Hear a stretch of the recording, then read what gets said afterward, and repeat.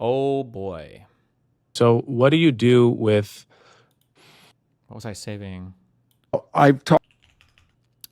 Konstantin. The burnt peanut is also a Benelli haver. Wait, really? I just bought it. No. I don't care. Never mind. Stop. Oh boy. Okay. Next 3 hours are reading and research. So, good luck. Country that the Labour Party is trying to say that Matt Goodwin is far right. What does it imply about the country that the Labour Party is trying to say that Matt Goodwin is far right? How do I turn up my... increase my font size? What the fuck? Matt Goodwin. We're going to unfortunately have to learn a little bit of US or UK politics. Oh boy. The worst. What does it imply about the country that the Labour Party is trying to say that Matt Goodwin is far right? Matt Goodwin is a... well, hold on. How do we break this down? Okay, I don't know any of these people, so... He's a British conservative political commentator, right-wing activist. Why do we say that? Political scientist and former academic, recognized for his research on right-wing movements and right-wing populism in the United Kingdom. He's a presenter at GB News, the honorary president of Reform UK's student wing, Students for Reform, and is standing for election in the constituency of Gorton and Denton in a by-election following his nomination by Reform UK on January 27, 2026.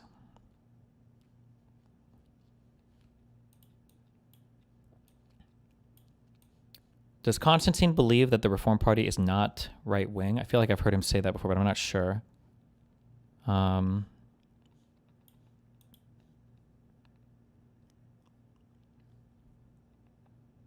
Is it? I'm not...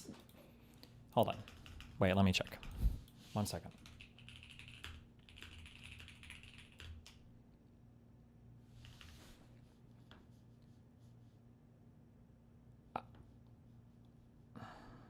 Sorry. There are like a million. I feel like for the next 10 days, it's going to be, what's the debate about? What's the debate about? What's the debate about? What's the debate about? I don't know 100% what the debate is about. It's broadly on, like, I think, right-wing populism and our political identities. Google the thing. Please, for the love of fucking God, I don't want to answer the same question every single two seconds when somebody turns on the stream. Holy shit. Okay. What are people talking about? Right? But if you keep talking in that language, people will then... The reason they talk in this language is so they feel that they can attack people and not their argument. After my question time appearance, some fucking publication I've never heard of wrote a thing about, what did the far right podcaster really say about Rishi Sunak? Like, I'm far right now. Right? What did the far right podcaster really say about Rishi Sunak? Like, I'm far right now. I'm far right. I'm in the 1990s and 2000s, I consistently voted for the Liberal Democrats. And I have changed literally none of my opinions since then, other than on tax. Running trigonometry, a small business, has taught me a lot about the way money works and economics works. And so I'm probably slightly less redistributionist now at a corporate level. At a personal level, like I said, I'm happy to pay a high level of tax. But at a corporate level, we need very, very low corporate tax rates if we're going to encourage business and growth in the country. So that's the only opinion I've changed since I used to vote Lib Dem. Now I'm far right. That's what happened. Because in 2000, nobody was saying mass illegal immigration is good. Barack Obama and Bernie Sanders and all the left-wing politicians from the 2000s, if you go and read their statements now, they sound far, far to the right of Tommy fucking Robinson. That's the level of shift that has happened on this issue. I've always believed the same thing about immigration, right? Legal immigration is fine and, in fact, desirable if the level and quality and type of people is what the country needs at that time, right? That's a statement. That's a truism statement. Far to the right of Tommy fucking Robinson. That's the level of shift that has happened on this issue. I've always believed the same thing about immigration, right? Legal immigration is fine and in fact desirable if the level and quality and type of people is what the country needs at that time, right? That's a statement, that's a truism, a statement of the bleeding obvious. If bringing more people in of a certain caliber now benefits your country, that is a good thing, right? And illegal immigration should be zero. That is where I was then, that is where I am now. The only thing that has happened is the entirety of society suddenly went full retard and said that illegal immigration is human rights. It's about their human rights, right? They're refugees, which is why they've traveled through about 57 fucking countries before paying several £1,000s to a boat smuggler in Calais. Is that what refugees do? Is that what the Ukrainians did? Is that what Hong Kongers did? Is that what Jews fleeing the Holocaust did? Did they just turn up to a country and the country was like, yeah, come in? They're like, no, mate, we're going to keep going. Yeah. We're fleeing. No, mate, I know we're fleeing the conflict, but we don't like France. We're going to go to England, thanks. Is that what they did? I don't think so, right? So it wasn't me that changed my opinion. It's the entire society went fucking mental in 20 years. In 20 years, you went from Barack Obama and Bill Clinton talking about the need for a secure border and how we're going to send everybody back and actually sending people back. I mean, Barack Obama, the darling of the left, was called the deporter-in-chief, right? And then everyone suddenly decided that we just like, this thing that we all believed for about, I don't know, 3,000 years, suddenly, none of that, that's racist. And what we do now is we just go, oh yeah, come in. Here's a hotel, here's some spending money. Have at it. Pretend you're fucking 12 or 16 when you're actually 24. Here's a hotel, here's what we do is. Suddenly, none of that, that's racist. And what we do now is we just go, oh yeah, come in. Here's a hotel, here's some spending money. Have at it. Pretend you're fucking 12 or 16 when you're actually 24. And we'll just go, oh yeah, you're 16? Yeah, why have you got a beard, mate? Oh, it's just early on, so okay, fair enough. Come on in, mate. Come on, you probably got anxiety as well. Here's 100 quid, right? Someone decided at some point that that's what we do now. And when I said I don't agree with it, they went, oh, you're poor road. Like, what are you talking about? So what's happening at Sussex University and what's happening across the entire country is all these people went fucking mental. And they think that those of us who don't agree with them are evil, and therefore we get to be shouted down and smeared and misrepresented and lied about and whatever. And I don't know about you, I've had enough of it. I'm done with these people. I am done giving a shit what any of them think. I'm completely done. Okay.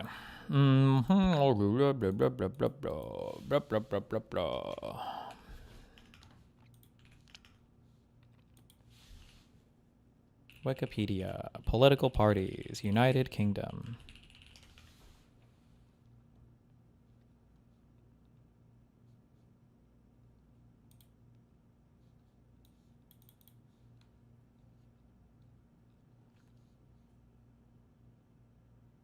The fuck? Oh. Okay. You have your Labour Party is your big duders. Your Conservative Party. Does it matter if their upper chamber, is there commonly, like, is their House of Lords as controlling for legislation as our Senate? Or is it just a rubber stamp, basically? Not at all? Okay.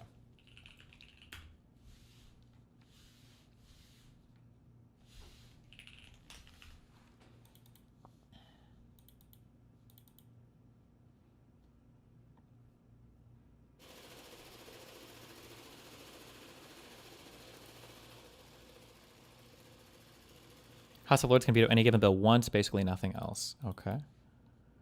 So Labour Party, Keir Starmer is the head. This is the guy that invited Trump into the fucking dumb mansion or whatever bullshit, right? That Trump got so excited about that we watched on. And then Kemi Badenoch is the current Conservative Party leader. Our Liberal Democrats, we have Ed Davey. And then the one that people get so up in arms about is the Reform UK one. Are these guys poised to like win a lot in some upcoming election, or why do these people, I feel like I hear about these people so much? Yes, they are? Okay.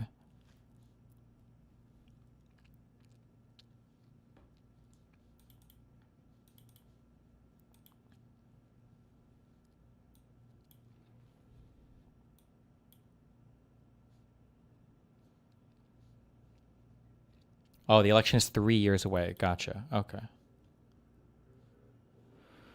Reform UK, often known simply as Reform, is a right-wing populist political party in the UK. It has 8 members of Parliament in the House of Commons, 2 members of the London Assembly, 1 member of the Senedd, 1 member of the Scottish Parliament, blah, blah, blah. Nigel Farage has been the leader of Reform UK since June 2024. Our big Brexit guy, right? Co-founded by Farage and Catherine Blakelock in 2018 as the Brexit Party, advocating a no-deal Brexit. It won the most seats in the 2019 European Parliament election in the UK, but won no seats in the general election of 2019. The UK withdrew from the EU in January of 2020, and later in the same year, the COVID-19 pandemic began. Conservative government imposed a series of national lockdowns, so Farage focused on anti-lockdown campaigning. The party was renamed Reform UK in January 2021. Farage stood down as leader in March 2021 and was succeeded by Richard Tice. Since 2022, the party has campaigned on a broader platform, pledging to reduce taxes, limit immigration, opposing net zero emissions policies, and substantially reduce public spending. That sounds pretty right-wing, no? Okay. In March of 2024, Lee Anderson, who was elected in 2019 as a Conservative MP, defected to Reform UK, becoming its first MP. In June of 2024, Farage resumed the leadership, and the party won 5 seats in the 2024 general election, the first time it had elected MPs.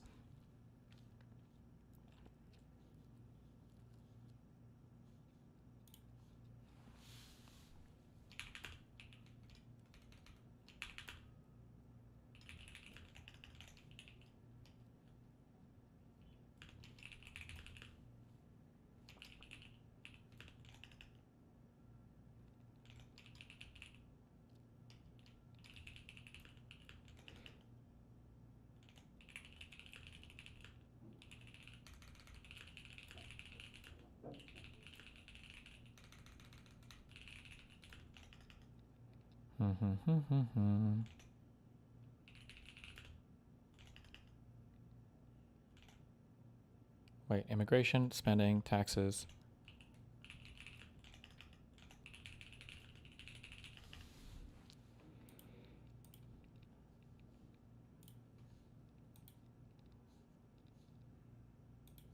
What does it imply about the country?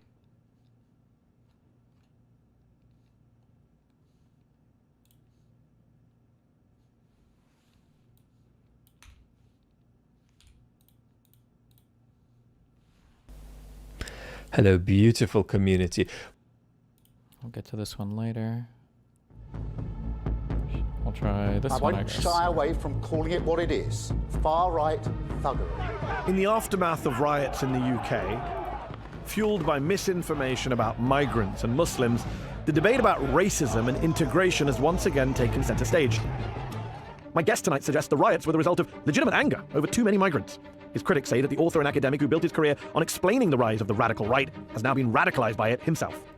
I'm Mehdi Hassan, and I'll be going head-to-head with the provocative British political commentator Matthew Goodwin. I'll challenge him on his views on immigration and why he thinks that a new woke elite is silencing free speech. I'll also be joined by a panel of experts. Zoe Gardner, immigration policy expert and campaigner for migrant rights. Taj Ali, journalist and historian of British South Asian political activism. And David Goodhart, immigration expert and author.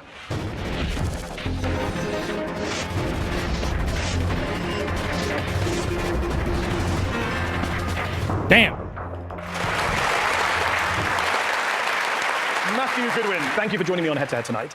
You and I have known each other kind of indirectly online through conversations about over a decade now, but your views are very different, I would argue, to what they were when I knew you back in the UK here in 2011, 2012, 2013, when many would say you were a champion of diversity, multiculturalism, immigrants, Muslims. You were calling out the far right. Your critics now say, Matt, that you have become, quote, a part of the right populist movement you once sought to explain, that you've gone native with them, that, quote, instead of writing about the radical right, you've become part of it. So let me start tonight by asking, what happened to you? Well, as somebody once said, when the facts change, I change my opinion. And over the last 15 years, I've become convinced that mass immigration is a failure, one of the biggest disasters in recent public policy. I think the elites in Western countries have fundamentally lost touch with the voters in those countries. And I think that unless we change course quickly, we're going to have some really big problems. A lot of people sympathise with that view, of course. Although over the summer, we saw a very extreme, violent opposition to immigration. The UK saw horrific race riots, sparked by the murder of 3 young girls in the town of Southport. We saw mosques and asylum hotels attacked, police officers... I think the elites in Western countries have... He once said, when the facts change, I change my opinion. And over the last 15 years, I've become convinced that mass immigration is a failure, one of the biggest disasters in recent public policy. I think the elites in Western countries have fundamentally lost touch with the voters in those countries. And I think that unless we change course quickly, we're going to have some really big problems. A lot of people sympathise with that view, of course. Although over the summer, we saw a very extreme, violent opposition to immigration. The UK saw horrific race riots, sparked by the murder of 3 young girls in the town of Southport. We saw mosques and asylum hotels attacked, police officers attacked, over 1,000 people arrested. In a post for your Substack, you called the people at those riots, quote, ordinary people who feel like they're losing their country and trying to, quote, exercise their voice. It sounded to a lot of your critics that you were justifying those riots, these horrific racist riots. We just had an election in this country in July. That's how you exercise your voice in a democracy, not via rioting when you don't get your way at the ballot box. Well, protest has always been part of our... Was it not in the... What did he say? Did he say Sussex or something? I don't know what the fuck these bonger places are. Where was it? Oh, Southport. Political DNA. And obviously, everybody would disassociate themselves from the criminality and the violence in the summer. I certainly wrote about it. I condemned it. But as Mark Kisin and other liberal commentators at the time noted, there were also ordinary people protesting about what has been happening to their country. And that isn't just about mass migration. It's also about the breakdown of borders. It's about feeling unsafe in their own community, in their own country. And for people who engage in violence, they should have been rounded up and sent to prison, as many of them were. But there were lots of peaceful protesters at those events as well. And the polling afterwards, Mehdi, was quite revealing. Over 60% of Brits said, yes, I blame the people who engage in violence, but actually 63% said, I blame recent government immigration policy for these protests. And what I was trying to do in that piece is to say, look, there is clearly a lot more going on here than these idiots and morons who are trying to set fire to a hotel or attack a mosque. What we have in this country is a social fabric that is breaking down, and we need to talk about it. There was mixed polling. I mean, YouGov also found that the protests, even the protests, were only supported by 1 in 3 Britons, 34%. In fact, only 1 in 6 said that people causing unrest had legitimate concerns. It's interesting that you say you condemn the violence, but in your big Substack post on the riots, you only condemned the violence against the police. You did not condemn the violence against Muslims, Asians, the attack on a mosque in Southport. There was not one word from you about that, and you wrote a 2,000-word piece. Well, I'm sure I did at the time, and I'd condemn it now. I think nobody in their right mind would say that was somehow excusable. But clearly, what was going on there was a bit like during the BLM protests in 2020. We had a national conversation about the legitimate injustices that underpin those protests. It did result in the injury of 30 police officers and lots of unrest in America, as you know better than me. Cities like Portland were largely devastated by protests and anarchism. But yet we still had this mature conversation about what is going on here. But just to be clear, the Black Lives Matter protests were not like this. 90% of the protests in the US, according to one academic study, showed they were peaceful. There was no comparison. Even Priti Patel, not known as a kind of liberal, muesli-eating, sandal-wearing leftist, hardcore right-wing Home Secretary under the Conservatives, said there's a clear difference between that and then. She says what we saw during the pandemic protest, the BLM protest, was protest. This is a complete distinction. This is burning down of places of worship, thuggery, violence, racism. OK, but the issue is, for lots of people, what these events became was a proxy for this underlying issue that we've never in this country been able to get on top of, which is we promise the British people one thing, which is control and lower migration, and then we do another. Priti Patel's an interesting example. You say she's hard right. I'd say she's the most pro-immigration Home Secretary we've ever had in this country. Now, if you're a Conservative voter in Northern England, you were promised in 2019 lower migration, lower overall numbers, and a high-skilled policy. And then the government that you elected gives you the absolute opposite of that, puts everything on steroids and says to hell with you. You're going to be frustrated and you're going to be angry. I just want to deal with these riots issues, because you say you condemn it now. You didn't condemn it in your post. You even wrote sympathetically, Matt,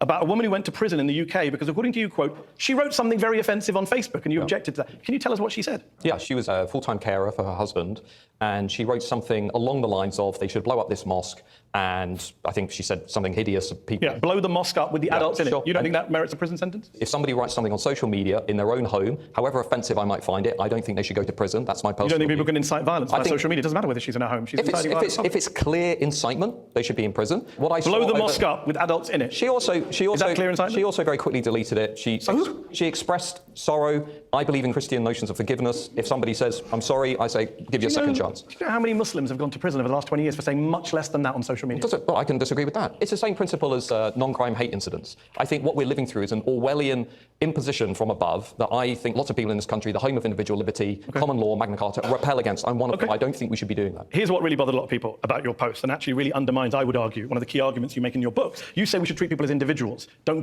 become obsessed with group identities, ethnic identities, racial identities.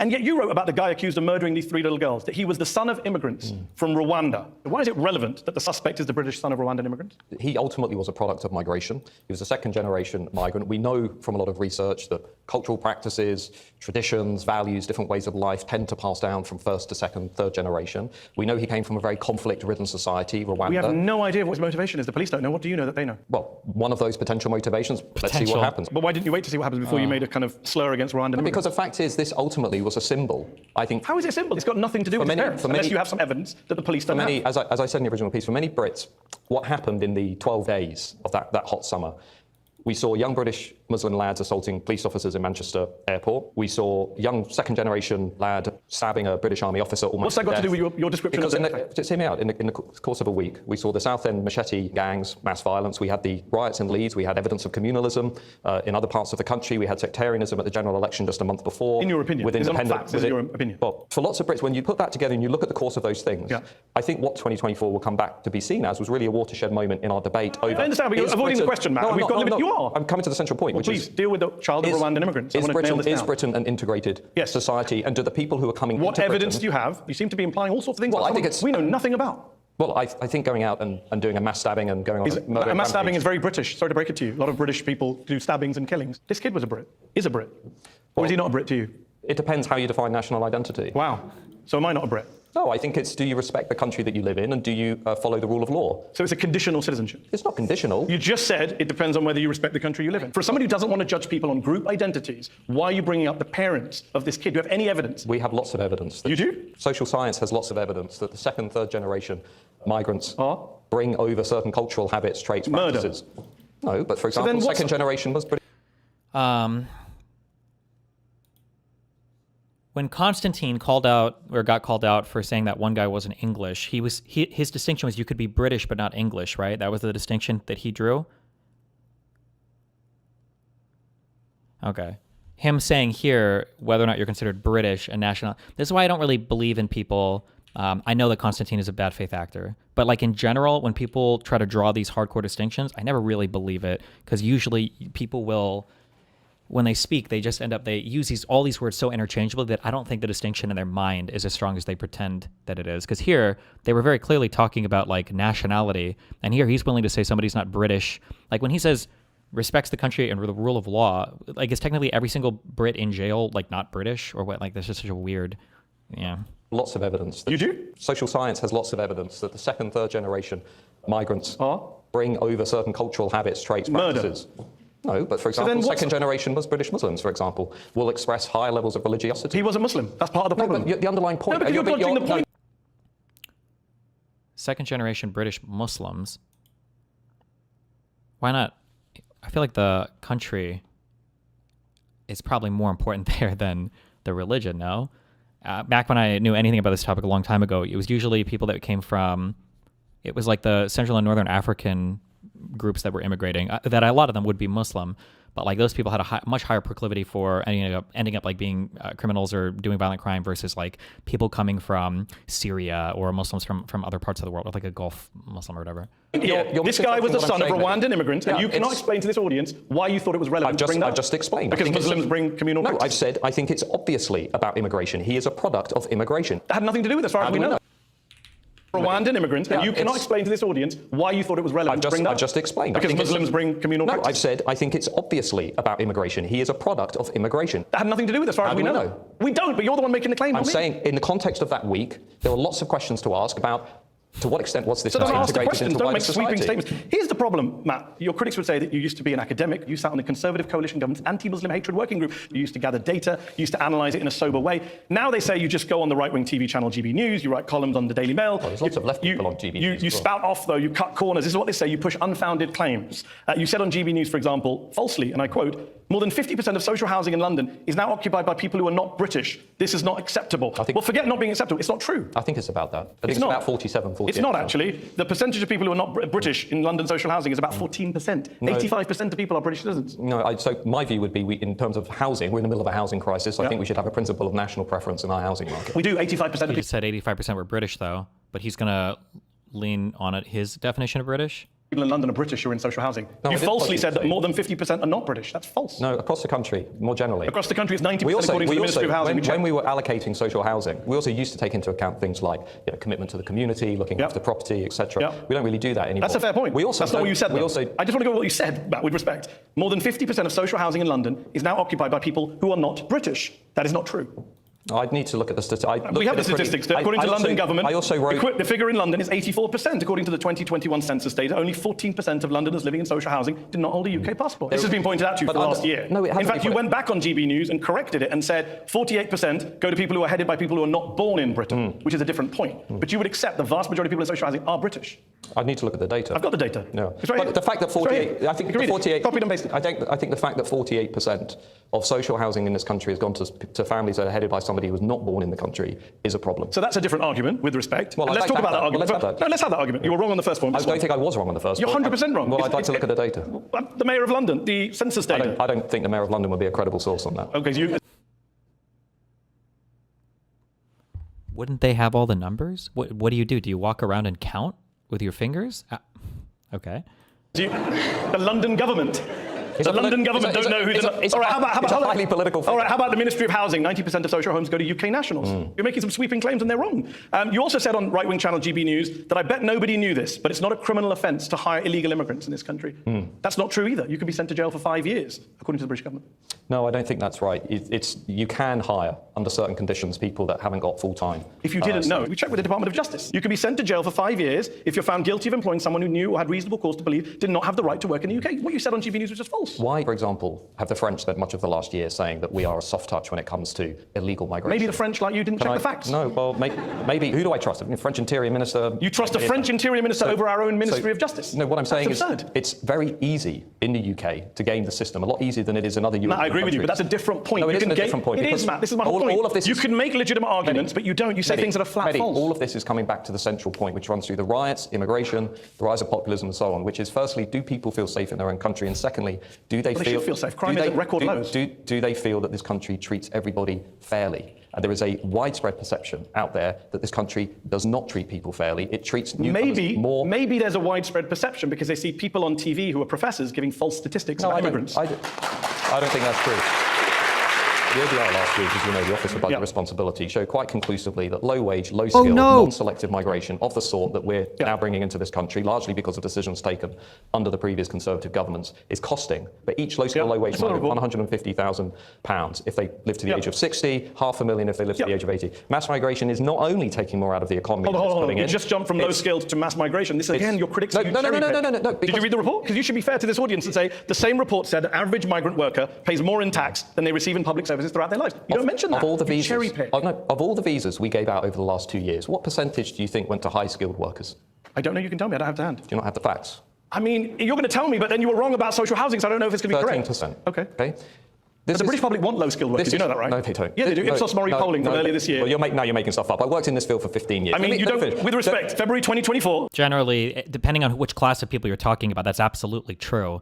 There's these truisms, myths. Fuck, I used to think this was such a stupid argument. I don't even know what to fucking think anymore. People got offended by the term low-skill labor, and it's like, well, low-skill labor is just a job that, with very little training, you can do with some degree of proficiency, right? Like anybody can become a McDonald's worker or some kind of manual labor worker with a low amount of training. Now, people will say, well, low-skill doesn't mean that it's easy, right? Because it can be tough on your body, it can be tough work, but it's easy to learn.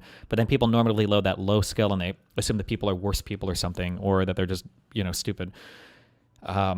This idea that like you want high skill labor, but you don't want low skill labor, like all labor can help. It really depends on what part of your labor market you're short on. And at the end of the day, all labor is helpful to some extent to your economy. Now it might hurt some classes of workers, but it depends. But in the United States, we just saw a huge explosion about a year ago over high skill labor related to H-1B visas, where a lot of the people whose jobs that they felt were threatened by H-1B workers didn't want H-1B workers. And H-1B definitionally are high-skilled workers. And a lot of people whose jobs weren't threatened by H-1Bs didn't want that. And then we saw conservatives come out and defend the illegal immigrant people working for farmers, which are low-skilled laborers. So you really want as many workers as you can have. It's just more workers is usually better. Ipsos Mori polling, 51% of Brits want more doctors, 52% more nurses. I'm getting there. A plurality, 4 in 10, want to see more care home workers, and 39%, another plurality, want to see more fruit. 4 in 10. It's not plurality, more than are opposed. You know what a plurality is, right? Matt, you're a professor. So I think Britain is a remarkably fair and tolerant country.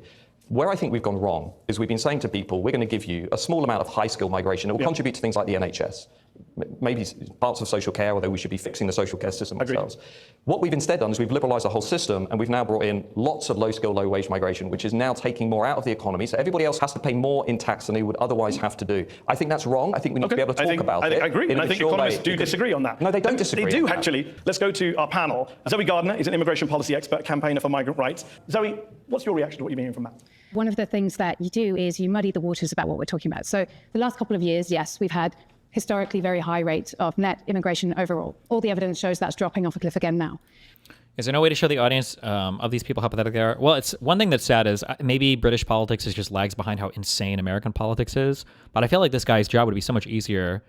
I've only seen a little bit of him, obviously, but it sounds like he just doesn't like certain types of brown people. But because he can't say that, maybe it's just not as acceptable to say that to be a Tommy Robinson figure in London like it is to be an insanely unhinged conservative in the United States. You have to kind of find ways to nibble around the edges of that. Low skill, second generation immigrants belonging to certain religion. Like you have to find ways to nibble around that. I don't trust the mayor of London because maybe for reasons, but Historically very high rate of net immigration overall. All the evidence shows that's dropping off a cliff again now. However, you then go straight from that and talk all about small boats and you call it an invasion. And the threat behind that inflammatory language is always about these big, big numbers. But last year, asylum seekers making the crossing across the channel on small boats made up 5.5% of immigration. I feel like maybe you're misrepresenting and distorting this issue, when in fact, the vast majority of the immigration to this country in the last few years that was high was driven by Ukrainians, Hong Kongers, students, and care workers. And I wonder how many immigrants.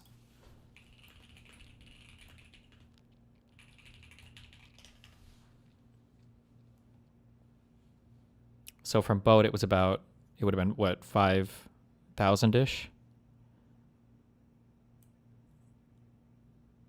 No, 50,000-ish.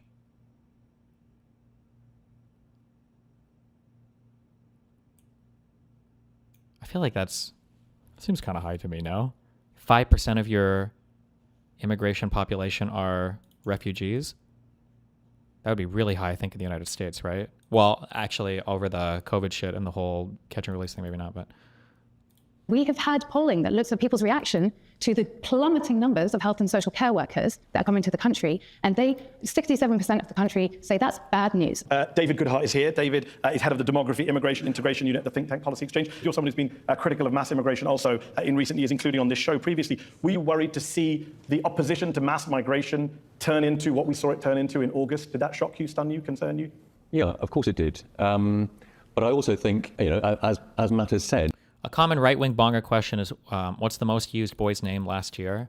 Yeah, but technically you're playing, I don't know if this would count as a base rate fallacy or something, because aren't fucking Muslims don't they get to name half their kids fucking Muhammad? Right? So you could theoretically have a society with 1 million English people and then, 50,000 Muslim Arab immigrants or whatever, and they might still outnumber the amount of Muhammad might still be the most popular name, because I feel like the name of wasn't there a guy when we were doing Iranian history whose name was literally like Muhammad? I don't know, man. They like that name.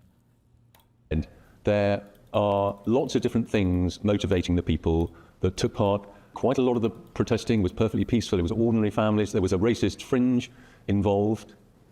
But we're talking about poor white people who are really pissed off and have lots of different reasons for being pissed off.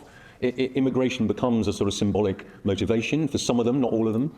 And I think we need to sort of look at what is pissing people off. Oh, true. Actually, most common first name in Israel might be Muhammad.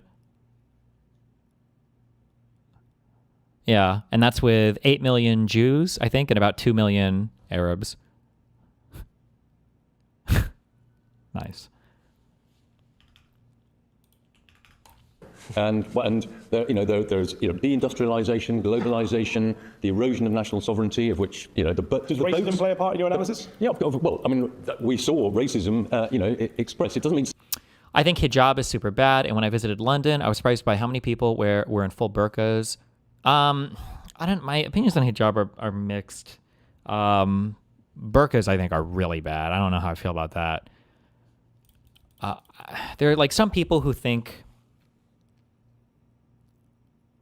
It's hard because, where my mind goes is, you don't want women to be pressured to have to wear a certain thing. But, pressure to wear anything publicly is always going to be existing to some extent, And then, so if you look at something like hair versus something like cleavage or ankles or something that shows off your back, everybody draws the line in different places.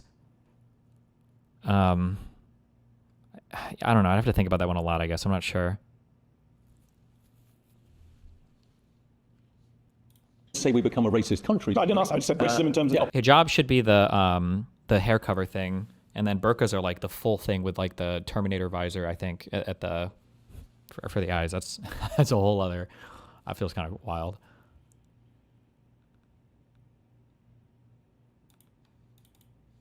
Because when it's still like 3% of people in Britain think you have to be white to be truly British, only 5% of people would feel uncomfortable if an immigrant lived next door to them. Oh, somebody said that's a niqab. What's the difference between a burqa and niqab? Burqa versus niqab.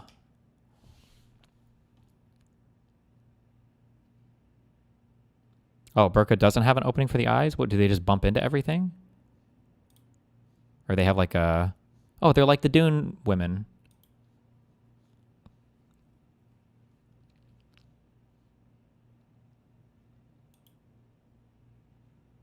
Jesus.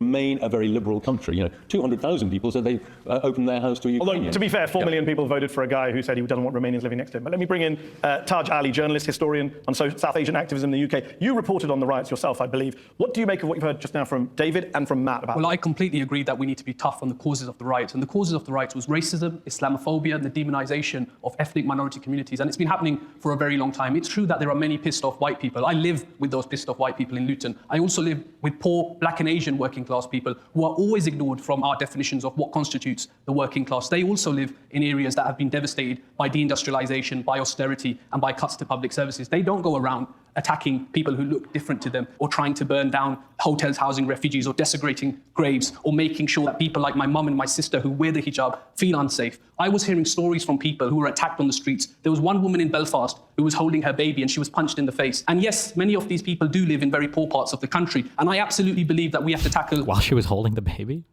Did the baby punch her? The issues surrounding deindustrialization. We need to address material concern. We need to address poverty. And we also need to address radicalization of young white working class boys. And a lot of that radicalization is taking place by people like Tommy Robinson, Nigel Farage, and I'm afraid to say Matthew Goodwin as well. Do you want to respond? I think it's very easy just to look at what's going on within white working class communities. I mean, we do forget 1 in 3 black and minority ethnic voters opted for Brexit. But just look at where the riots were. There's a reason the riots were so intense in Rotherham, because in many of those communities, people had watched the systematic sexual exploitation of young white women at the hands of Pakistani Muslim gangs. So what I'd like to do is just push the morons to one side, go to prison if they try to attack a mosque or if they set fire to a hotel. I'm not interested in those people. Let's just get serious about the social fabric in this country and start dealing with the underlying issues that we have. Lower migration, fix the borders. You might not like the word invasion, Zoe. The definition of invasion is an unwanted incursion into one's territory. 139,000 people since 2018, many of whom, some of whom are losing their lives. What about Zoe's point about the boats, though, that you're cherry-picking the numbers again? 139,000. No, you're obsessed with boats. I saw a photo of you in a boat. Yeah. Right? It's 5.5% of the numbers. Even if we were to stop all the boats tomorrow, you'd still be complaining about the other 94.5%. What's the number one issue in the country right now? And why is it's immigration. Why is it? Because we're having a debate over immigration? No, it's because we have never gone through a demographic shift in this country to this degree. Much less positive positions towards migration. You know, when people really hated immigrants and there were scenes of violence like we saw this summer on the streets back in the 80s, back in the 90s, when immigration was at the levels that you claim to want now. The actual truth is hostility to immigration doesn't go up with the rate of immigration. We have the most positive attitudes towards immigration in this country that we've ever had. I agree. Isn't it true that actually the people who are concerned about immigration are not concerned because of the numbers, they're concerned because of people like you? So that We're out of time for this half. I want to give Matt the last word before we go to a break. Yeah, look, I think we need to understand that 139,000 people entering the country illegally, breaking the law, is a problem. For many people in this country, we have a sense of fairness and fair play. And if you violate that, people get very concerned about it. You want to get rid of populism? Strengthen the borders, get people to come through legal routes. It's not that difficult. There aren't many legal routes for asylum seekers. We'll have to take a break at this point. In part 2 of the show, I'll be talking to Matt Goodwin about his provocative thesis in his book about who really runs Britain, who really is influencing the direction of travel. Stick around for part 2 of Head to Head. Uh-oh.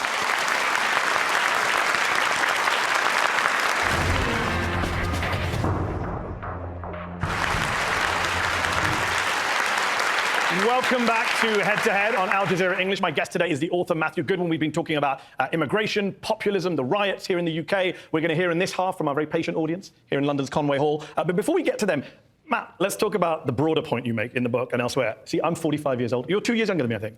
In my lifetime, our lifetime, the Conservatives have governed this country for 32 years. That's more than 2/3 of the time that you and I have been alive. But according to you, we've been governed by a liberal elite for 50 years. What are you talking about? Yeah. Well, I don't actually quite say that. What I'm saying... You literally said that. No, you literally said that. For much of the last 50 years. Your words in your book. What I'm saying is, there is an old elite that is still very visible. But what I'm arguing is, within the elite in this country and all Western democracies, there is now a battle underway. And the new elite, which is not really defining itself by wealth and money, it is defining itself by its social liberalism, its radical woke progressivism, comes from universities, affluent families, lives in the cities. But they haven't ruled the country for 50 years, have they? They wield now, unlike anything we've seen before. But you didn't say now. You said much of the last 50 years. The creative industries, the universities, production, television, publishing, they've amassed immense cultural power. I'm not disputing the cultural power. I'm saying changing the national conversation. But not for the last 50 years. That's just wrong. Margaret Thatcher was Prime Minister. It depends. I mean, Daniel Bell was writing in the 1970s an academic. But there was no elite running this country that was a liberal elite in the 80s. That's just not true. What he said is the elite class, this is an important point, unlike the old elite, today's elite derive their status by denigrating their own country, denigrating the West. They derive their status by saying, actually, I am institutionally Hold on. Are you in the new elite? Are you in the new elite? I would say I'm a renegade member of the university class. That's what I would say. But you're not in the new elite? Well, my family are working class. But are you in the new elite? I don't really think so. Because you just said the new elite denigrate this country. I saw a tweet from you where you said London's a hole. Well, it sounds like you're the one denigrating the country, not the social I hate to make class. the news, but London is not the country. London is the capital city of this country. I've been coming in and out of London for 40 years. Fair enough. You and I both know London is not what it used to be. In what world? I think it's better. In what world is Carol Vorderman, the TV presenter who did Sums on Countdown, or Gary Lineker, a footballer who not only didn't go to Oxbridge, which is part of your definition, he didn't go to any university? How are they the new elite, the ruling class, while Rishi Sunak, Boris Johnson, multimillionaires who were literally Prime Minister, they're not the elite, but Lineker and Vorderman are? This sounds ridiculous. I'm curious, how did Brexit happen if the liberal elite are running the country? I imagine that they were largely opposed to that, no? Were they? Maybe not? Ridiculous. Of course as a definition. Of course they are. There's people you disagree with. As you know, there is competition within the elite. There are different groups of elites. How is Lineker in the elite? He didn't go to university. Gary Lineker has immense cultural But he power. didn't go to university. Your definition is Oxbridge or Russell Group. I've read your definition. As you know, in all things there are outliers. But there are conservatives as well as Labour people. You can point to conservatives, I'm sure. Let's think about somebody who is actually away from the vibes-based policy. I actually thought Boris Johnson was kind of like a bohemian liberal, really. I just find this definition of an elite that just pulls in TV presenters but excludes bankers and prime ministers to be a very odd definition. In fact, you've said that I'm in the new elite. Yeah, I read your Sun piece. Yeah. You said I'm in the new elite, which is hilarious because out of the two of us, you're the guy who has sat on government commissions. You're the guy who dances with politicians at parties. You say on your website that you've privately briefed prime ministers and presidents. You've been invited to speak at the US State Department, the European Commission, Google, Deutsche Bank, UBS, JP Morgan, Rothschild, Trilateral Commission, and Goldman Sachs. I haven't been invited to speak at any of those places. So how am I the elite and you're not? Well, firstly, as you know, we don't share the same sets of values, and I would argue your values reflect this new elite.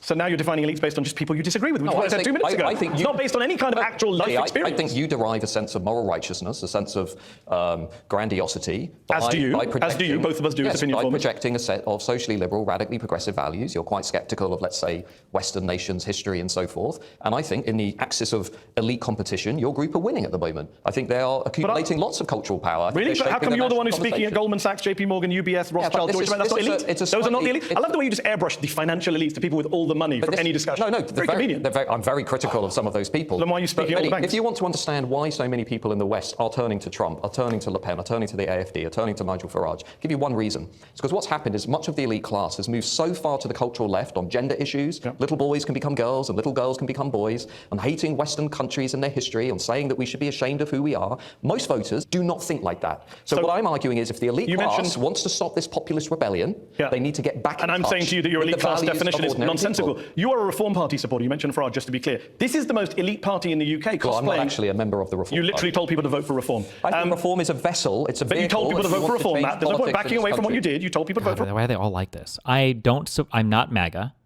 Okay, I'm not a Trump sycophant. But yes, I have told people to vote for him every single possible fucking election in their entire fucking lives, always. Reform. It's the most elite party in the UK. It has 5 MPs. 4 of the 5 Reform Party MPs are Richard Tice, private schoolboy, multimillionaire CEO. Nigel Farage, private schoolboy, city trader. Rupert Lowe, private schoolboy, investment banker. James McMurdoch, investment banker. I found your elite, Matt. They're called the Reform Party. It's also... I mean, they are. Very good. It's also got... Oh, yeah, true. I think he is running now for... what is this guy's name? Was it Matt Goodwin?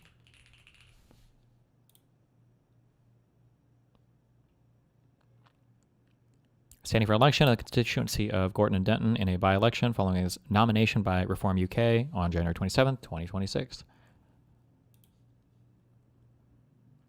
So just 3 months later, he'd be running for Reform. Nice.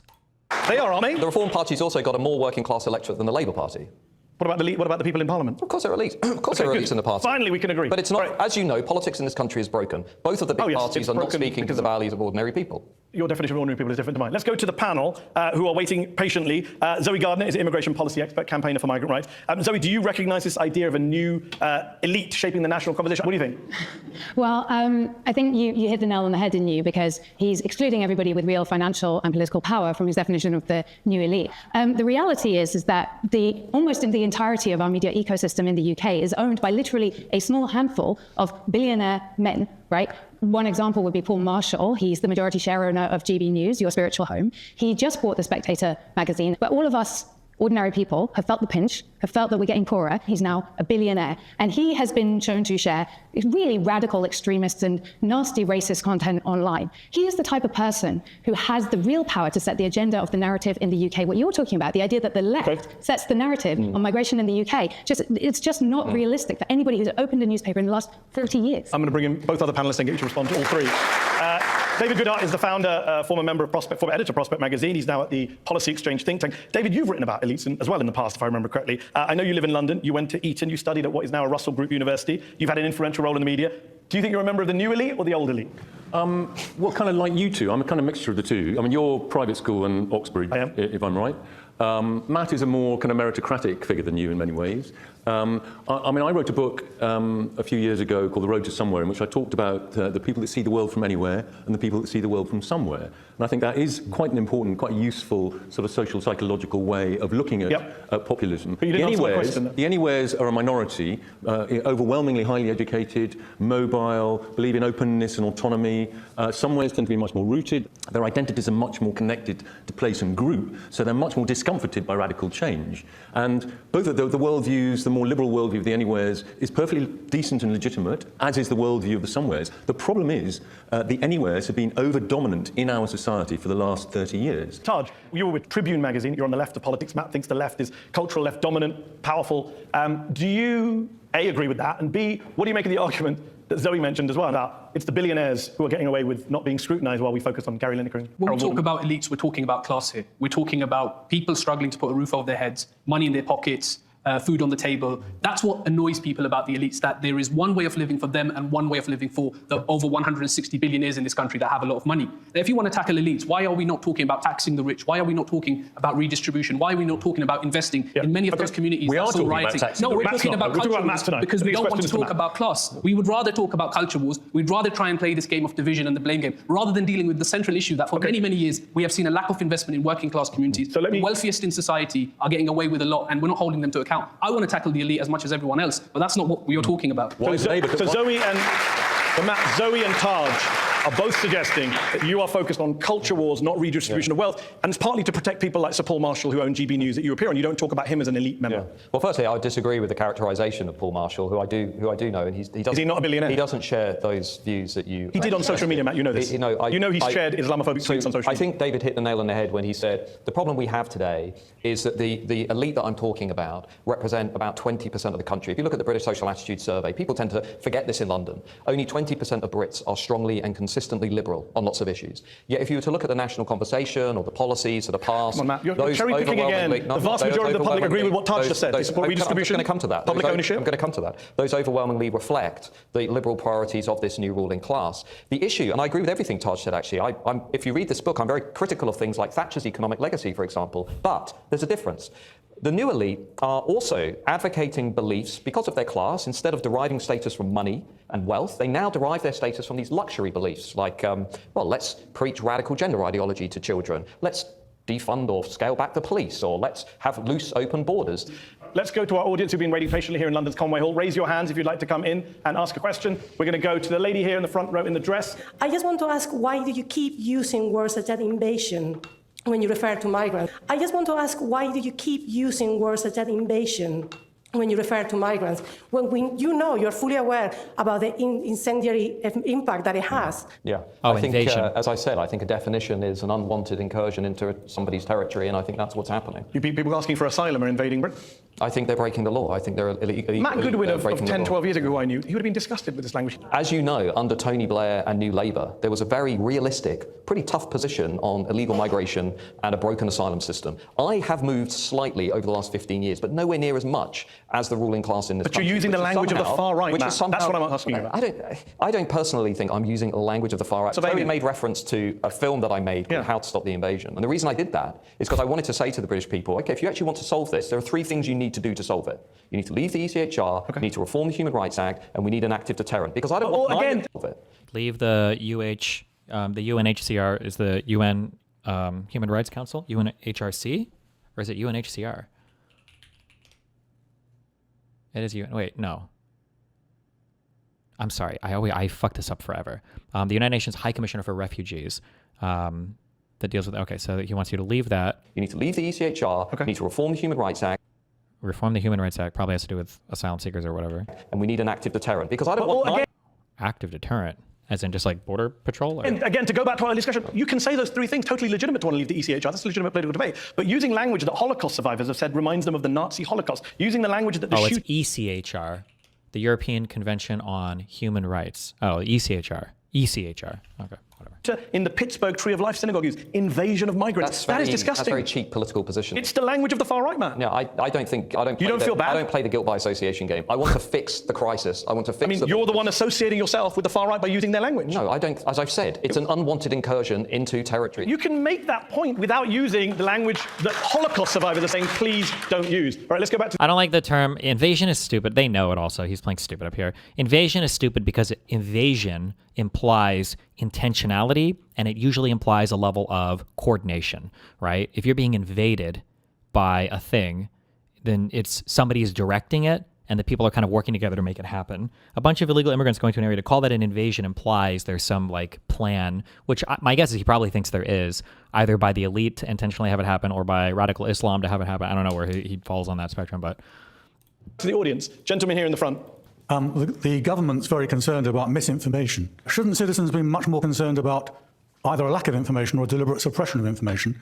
I'm thinking particularly of government agencies. This is very worrying in an open and free society. Briefly, do you agree with that? So during the riots, what we saw was an attempt by many to say this is about misinformation. And there was some misinformation online. But in the immigration debate, what really irritates me is people say, well, voters are misinformed. Here's what's happening right now. The Department for Work and Pensions, they're not making any data available on welfare claimants by nationality or immigration status. You don't get detailed information on things like welfare credits and tax credits. So I'm having a debate with Mehdi, and he's saying immigration is good for the country. I'm saying, how about this? If you're so confident in this experiment, and you care so much about information and transparency, why don't we get all the data out there and let's look at what effect immigration is having? Because across Europe, the data is clear. Okay, it's a net fiscal cost. I mean, Europe's having an aging crisis. Let's see how they do without immigrants. Okay, let's go back to the audience. Yes, sir. You say that you want to. Europe's having did he say an Asian? There's no way he said that. Having an aging crisis. Let's see how they. Aging crisis. Do without immigrants. Okay, let's go back to the audience. Yes, sir. You say that you want to look at the underlying causes of the problems. How do you justify stopping at the immigrant always and never actually looking at the underlying causes of an economic system that harms white British people, sons of immigrants, daughters of immigrants, harms everyone, but yet you only stop at the immigrant as the cause of everything? So in this book, I make the specific point that mass migration is being used by big business, global corporations, to keep their costs low, to keep their profits high, and to keep this broken economic model that you're all living in here in this country, which is a consumption-driven model. GDP is flat, GDP per capita is going down. Mass immigration isn't giving us what we were promised. The economy is not dynamic, it's not productive. So I talk about those economic issues all the time. I agree with you. All right, it's interesting, though, because he asked about the economic system, you went immediately back to immigration. You couldn't, like, what about actual bosses exploiting workers, not paying enough tax, tax evasion? You don't mention any of that. No, but this is one of the biggest things we have to solve as a country. All right, gentleman there, second in with the glasses and the beard, yeah. Why do you think that we shouldn't actually be celebrating how the UK has been integrating minorities? Segregation's gone down, education attainment is actually getting better and better and better from migrant communities. Actually, the UK has done a really good job when it comes to integrating migrants compared to Europe and elsewhere. Shouldn't we be celebrating our country rather than denigrating it? On the education system, I completely agree with you. It's one of the examples why Britain is not an institutionally racist society. Children from minority backgrounds are outperforming their white counterparts at every level of the education system. That's remarkable. I see that all the time in university. But I don't think you can look at Britain in 2024, after everything we've seen this year, and say this is an integrated country where immigration and multiculturalism are working. I would like us to try and be a bit realistic. When we look at communalism, when we look at the riots, when we look at a lot of the evidence, I would dispute your claim that segregation is going down. I think there's a lot of research to suggest it's going up. I was struck by Ed Hussein's book, Among the Mosques, where he made a very important point. He said if you're a young British Muslim in parts of this country, and he turned up unannounced at mosques across the country, he said you can go your whole day without ever really interacting with the white British majority. I don't think that should happen in this country. Okay. All right, let's go back to the audience. Lady, fourth row back here. You talk about a policy of mass immigration, but you seem to conflate all forms of immigration together, Yes. often focusing around the small boats rather than all the different forms of immigration. We have an ageing population, we have a decreasing work age population that we need to support. Work visas, 60% of those are going to the health sector, which I think most people recognise as no need. So what would your response to that be? Yeah, I mean, on the economics of mass migration, I think that the case is falling apart very rapidly. If you look at the evidence from Denmark, the Netherlands, Sweden, Finland, now the UK, we have not had controlled migration. It's gone the opposite. Net migration was 250,000. What was her? I thought her question was like, we have these issues, we have an aging population. How can we make our immigration system work better with this kind of? Or what? Conflate all forms of immigration. Fourth row back here. You talk about a policy of mass immigration, but you seem to conflate all forms of immigration together, often focusing around the small boats rather than all the different forms of immigration. We have an ageing population, we have a decreasing work age population that we need to support. Work visas, 60% of those are going to the health sector, which I think most people recognise as no need. So what would your response to that be? Yeah, I mean, on the economics of mass migration, I think that the case is falling apart. He just doesn't, they just don't respond. Okay, whatever. Very rapidly. If you look at the evidence from Denmark, the Netherlands, Sweden, Finland, now the UK, we have not had controlled migration. It's gone the opposite. Net migration was 250,000 in 2010. It's now about 700,000. We've had the most pro-immigration governments that Matt, again, cherry picking, the 700,000 you know was to do with specific factors, not every year. Yeah, in fact, the ONS is predicting it's going to go down in coming years. No, both the OBR and the ONS assume now ongoing we're going to have net migration of between 300,000 and 400,000. But not 700,000, But what you just told as you know, audience. but historically, those are still very large numbers. I'll give you just one stat. She's asking about specific types. Yeah, no, I'm saying what we mainly now have, largely thanks to Boris Johnson and the Conservative government, is very costly forms of low-wage, low-skill migration. And by the way, on the ageing point, this is an important point. On ageing societies, let me ask you one question. Briefly, and then we're going to move. Why has Canada, liberal, super woke Canada, changed its mind on mass immigration? Why has it done that? Because it's realised what everybody else is realising. We're creating a population trap. Our populations are growing so quickly, they're exceeding the capacity of the state to provide basic public services. Hold on, I've got to go back to the audience, David. Lady there, yes. Matt, aren't you targeting certain religions and certain races when you talk about your opposition to mass migration and immigration? Who would you think that I'm targeting? No, you tell me who you're targeting. Well, I'm very supportive of Hong Kong migration. I'm supportive of Ukrainian migration. I'm supportive of high school. We're missing, suspiciously, one region. Can you not just say that in Britain yet? Or is this what your Tommy Robinsons are for? You're not supportive of Afghan asylum seekers coming from Afghanistan, a country we wrecked? I don't particularly... My issue, what I'm trying to say is, I think if we had net migration at around 100,000, and it was high skilled, I don't really care where it comes from. It's high skilled. But the British probably don't want just high skilled immigration. They do. No, that's not true. I gave you the Ipsos numbers. People want more fruit pickers. I gave you the Ipsos numbers. They want more fruit pickers and they want more care workers. Low skilled migration is always the most unpopular form of migration. In abstract. Well, the beauty of the polling you do, Matt, is you say, do you not like immigration? Everyone says no. And then you go through the categories. Everyone says, no, actually, I want all those people. That's the irony. Health migration might be popular, but it is an absolute scandal. It is. 35% of NHS doctors were trained abroad, many of them in poor countries that desperately need those. Well, most other European countries train their own doctors and nurses. We do not. We suck them out of poor countries. David, I agree with you. Absolute scandal. We should train more. Yeah. We should raise more taxes off the rich folks to pay for it. Absolutely. All right, let's go to the gentleman in the beard there who's been waiting a while. Public school boys like you. Yeah, happy to pay more tax. Thank you, Mehdi. Just 2 points. It's not illegal to claim asylum under international law. And secondly, I'm from Afghanistan. I know what an invasion is. And the question that I like to ask...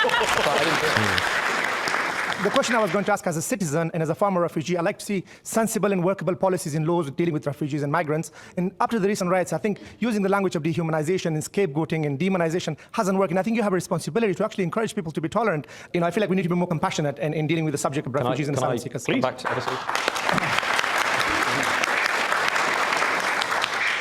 Just firstly, it is illegal to leave a safe country, to cross the channel in a small boat, and to arrive at an unauthorized port. It is illegal. Sorry, that's the rules. The second point about responsibility. We all have to look at ourselves at the end of the day in the mirror and understand what we're doing and the choices we're making, and whether our actions align with our values. My sense of responsibility is actually trying to fix the underlying crisis that is leaving a large majority of people in this country feeling deeply anxious about the security of their own country. I'm sorry if that upsets people, but I'm not going to stop doing it. I just need to bring in Zoe. Do you agree with what Matt said about the legality of... No, it's not. It's not correct. It's always legal to enter a country that is signatory to the Refugee Convention for the purpose of claiming asylum. And refugees' journeys are recognized under the law as being not possible to always be made regularly. Not while travelling through multiple safe countries. It's totally irrelevant under the law. I'm sorry, it's just totally irrelevant. Last question, because you under the ended. I'm going to end it with a question of my own. You mentioned at the start of the show, you mentioned just now, it's about people's anxieties, people's fears. And I think where we differ is I think you're helping to generate some of those fears and anxieties. And I really do wonder, listening to you tonight, how much the old Matt Goodwin would have liked the new Matt Goodwin, because just over a decade ago you warned that, quote, Matt Goodwin warned, more and more voters are moving from the mainstream to the margins, guided by a toxic and, to be frank, nasty group of opinion makers in our society who appear to relish sowing the seeds of xenophobia, protest and division. Was that you describing yourself a decade in the future? What I assumed in 2010, 2011, and particularly as we went through the Brexit referendum, which was a really big moment for me, what I assumed is that many people... Is Brexit like your guys' version of COVID for conservatives? Because I noticed this thing a lot. Like in the United States of America, when we talk about bad things that happened for the economy, it's like inflation, wars, too much money printing, too much migration. Like, it'll be everything. It's like, did anything else in the past 7 years have a big impact on our economy? Fentanyl from Venezuela. Haitians. Anything else? Any other big things? Too much welfare for trans kids. Oh, okay. Why was the economy so bad under Trump in his fourth year? COVID. It's the only time it ever comes up is when you criticize anything for the fourth year of Trump. It's the only time it ever comes up. And I feel like when I hear British people talk about like all of the economic stuff going on in the country, I hear a lot of conversations. I don't think I ever hear anybody ever bring up Brexit, ever. I don't think I ever hear it brought up. Was it just a non-factor, or it didn't do anything, or there was just no impact, or do people just not like to think about it, or I don't know. But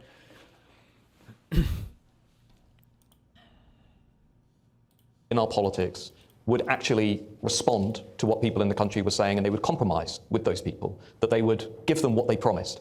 Lower migration, strong borders, a sense of control over the country. I would argue what we've seen over the last 15 years is an elite class that does not really care about everybody else in the country. And if that makes me unpopular for pointing that out or saying I don't think it's sustainable to have 140,000 illegally entering the country to join 1.2 million. It's not whether you're popular or not, Matt. It's about whether you're playing the role that you highlighted a decade ago. You said there were people who guided the public towards xenophobic positions. Today you're saying there's no role. A lot of the things I'm doing, the writing and so on, I think I'm one of only a handful of people who's actually being honest with the British people. Matt Goodwin.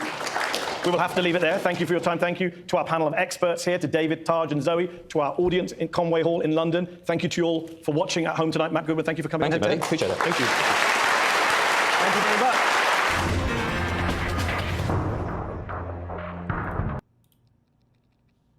okay. I don't know how much further right you can get on things, but this guy seems pretty far. This guy seems fairly far right. But okay, interesting. All right.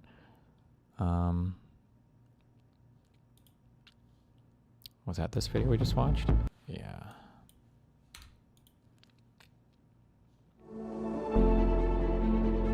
Oh. We'll do that one.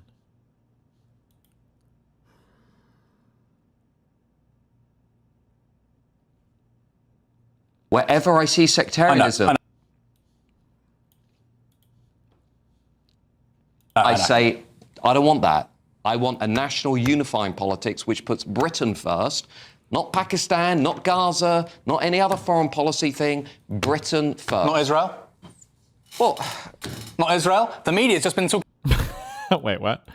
Not Pakistan, not Gaza, not any other foreign policy thing, Britain first. Not Israel? Well, not Israel? The media's just been talking about Israel and the IDF for the last 4 or 5 days. That's what they talk about. You wouldn't think that high streets in this country are on the, are on the way down, or public services aren't doing well, or people are struggling with their bills. I hear so much about Israel. Israel is a very close ally. Well, until recently, it was a very close ally of the United Kingdom. We should look after our allies. Unfortunately... No, we shouldn't. Unfortunately... we should look after Britain. Unfortunately, Israel no longer feels that we are a reliable ally, cares? thanks to the Labour government. The point of politicians in the UK should be to look out for the UK. That's it. That's something, by the way, that the right always used to say. And I used to look at them as somebody in the left going, you know what, I think they've got a point. And large parts of the right, Matthew, have just gone away from that because they just keep on talking about Israel and Tel Aviv and the IDF.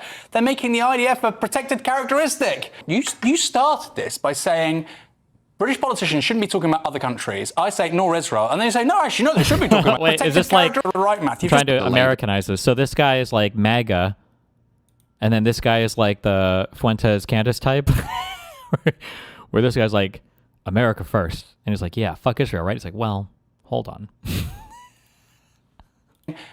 British politicians shouldn't be talking about other countries. I say ignore Israel. And then you say, no, actually, no, they should be talking about Israel. You need to make your mind up. I'm not saying they should be talking about Israel. I'm saying I have less of an issue with them talking about countries that are our allies than people who are actively trying to organise politics along sectarian lines, which is what this independent group is going to do. Oh, this guy's more of a lefty. Okay, gotcha. Let's be frank. It's going to be pro-Gaza, anti-Israel, anti-British state, anti-military, pro-Palestine action. It's going to be all the things that this country should not really have. Do you know, in the last parliament, do you know what percentage of Tory MPs were members of Conservative Friends of Israel? How many? 70%. Be friends of your own constituency. 70%. Wait, what? How many? Conservative Friends of Israel. Friends of your own constituencies. Okay. I don't think it's relevant. Okay.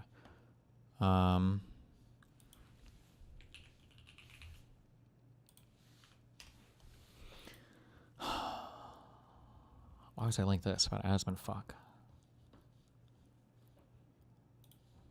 After these people, right?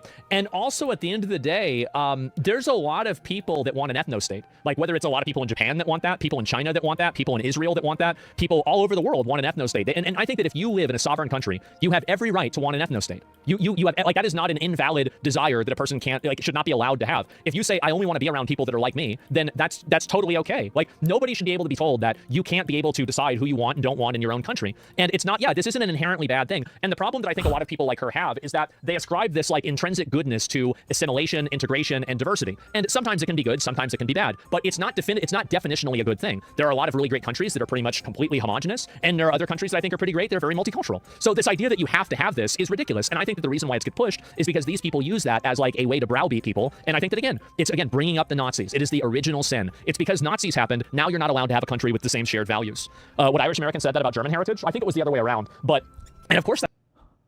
Okay, I'm good. February 27th. Thanks so much for joining us tonight. A year ago. This was also a year ago. Okay. What is this? Oh, I did a racism. Oh no, I did a racism. Wait, is this the one? One of the things that anyone who attempts to speak their mind in public knows is that there is nothing more dangerous than making a statement of the bleeding obvious. However, since trigonometry is about having honest conversations, I frequently forget this and say exactly what I and millions of others think without filtering everything to avoid getting in trouble. Last week, this resulted in shock and outrage when in a discussion with Fraser Nelson about the difference between being British and being English, I dared to suggest that Rishi Sunak was British, but not English. Okay, we watched this stuff. I imagine that, I don't know if this will come up or not. Here's a flavor of what was said, but you can watch the entire 7 minute. We watched this.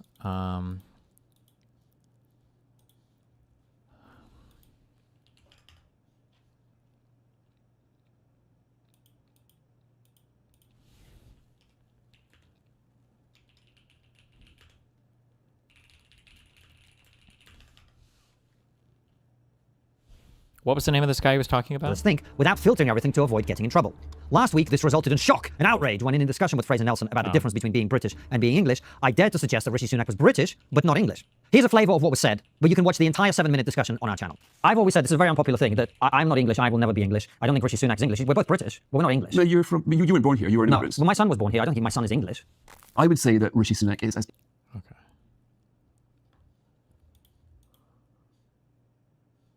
When you are listening to... Let's see, what is this?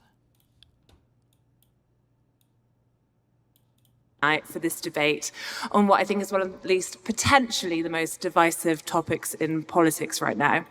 We're going to be asking, is immigration good for Britain? Now, if we look at the figures we've had since the Brexit referendum, I think it's safe to say that many thought the number would go down, not Constantine is debating with Goodwin on her side. up. And yet, recently revised figures showed in 2022, net migration hit a record 745,000.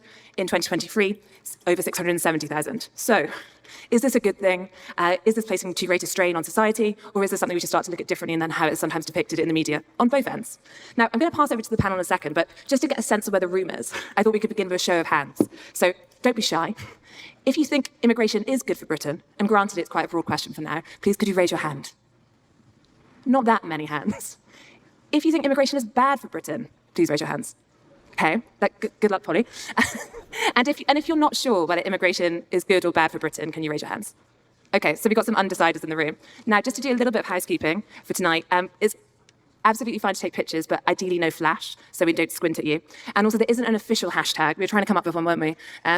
But we thought you could do hashtag immigration debate, but I realize it's quite long. So, hashtag. Just a random thing. One of the funny things about doing debates like this, I know this isn't like a formal thing, but when they try to figure out like who won or lost based on how many people changed their mind, you're actually way better off coming in the underdog. Because if there's like 100 people in a room and 90 are on the opposition side and 10 are on your side, you only have to convince like 5 people or whatever, and you've you just have a much easier time. Whereas the other guy has to convince like those 10 people, or like it's just such a smaller crowd of people who are probably more, I don't want to say radical, but like if it's 10 against 90, they're probably really on your side, So. In debate was what we almost came up with, also not very sexy. And with that, I'm now going to go to our panel to introduce themselves and tell us any projects they're working on, or if you don't have any projects of. How cleanly do you expect the immigration talking points to map onto UK and US? I think there's a difference that's worth investigating, which is what I'm doing. So. Fun fact, Bridget Jones style that we don't currently know about you. It's passing the buck already. My name is Kostantin Kisin. I co-host a YouTube show and podcast called Trigonometry, and I write on my own Substack, which please do subscribe to. My name's Matt Goodwin. I'm a professor of political science, a senior fellow at the Gartham Institute, and I also write a Substack at mattgoodwin.org. Great. We have one, yeah. No scarce to hear.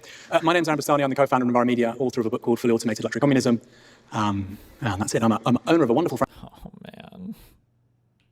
Co-founder of Enviro Media, author of a book called Fully Automated Luxury Communism. And that's it. I'm owner of a wonderful French bulldog and a father of a 4-month-old child. I'm Polly Toynbee. I write a column in The Guardian and do various other journalism. And I'm just finishing a book in time for the general election called The Only Way Is Up. Now, we're going to go to each panelist now to do 6 minutes, making their opening set of arguments. And then we're going to do a bit of exchange. There'll be a brief drinks break if people need refreshments, and then we'll come back for an audience Q&A. To kick things off, Konstantin, please take it to the podium. There is no mic, so thank you. Well, hello, ladies and gentlemen. I have a reputation for being controversial, so I'm going to open with something suitably provocative. I think immigration is great.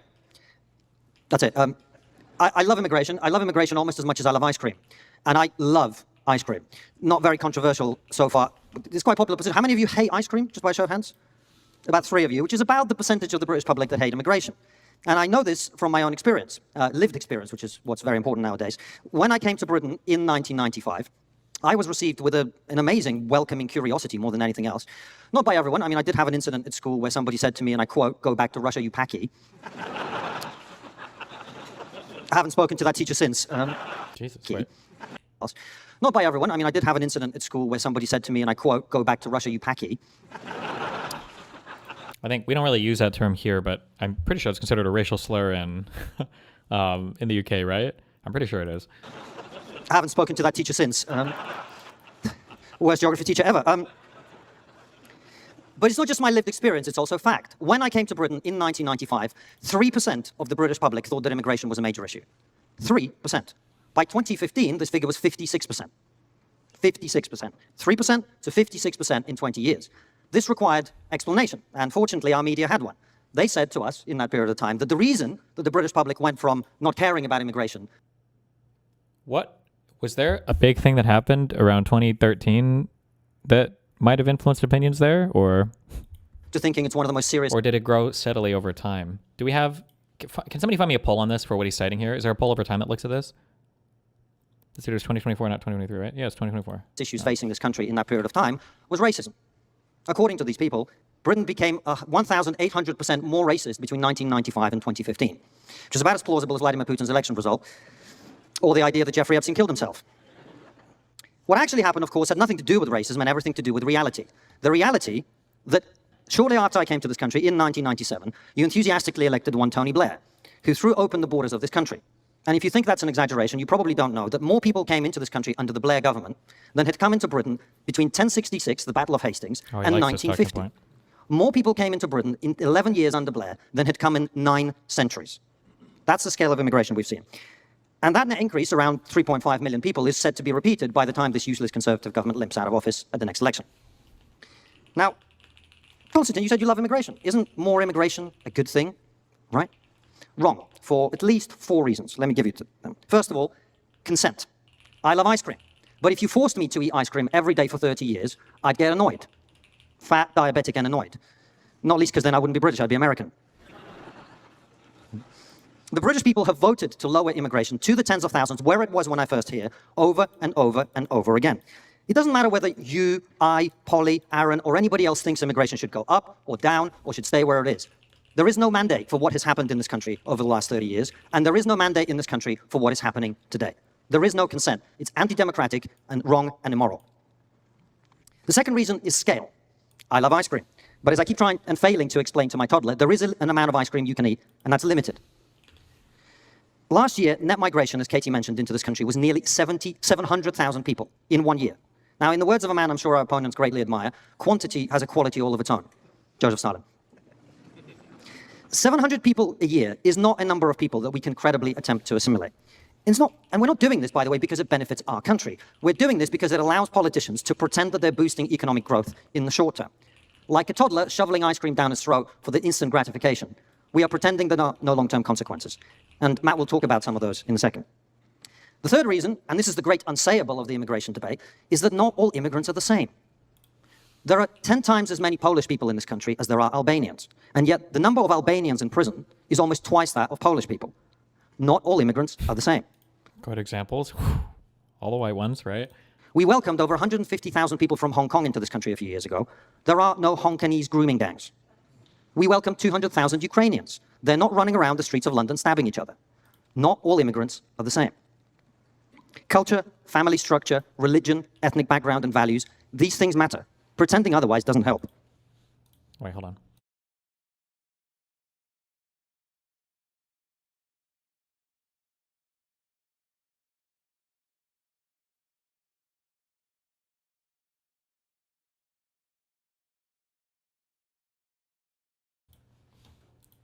We must be wise about who we bring into our country, and we haven't been.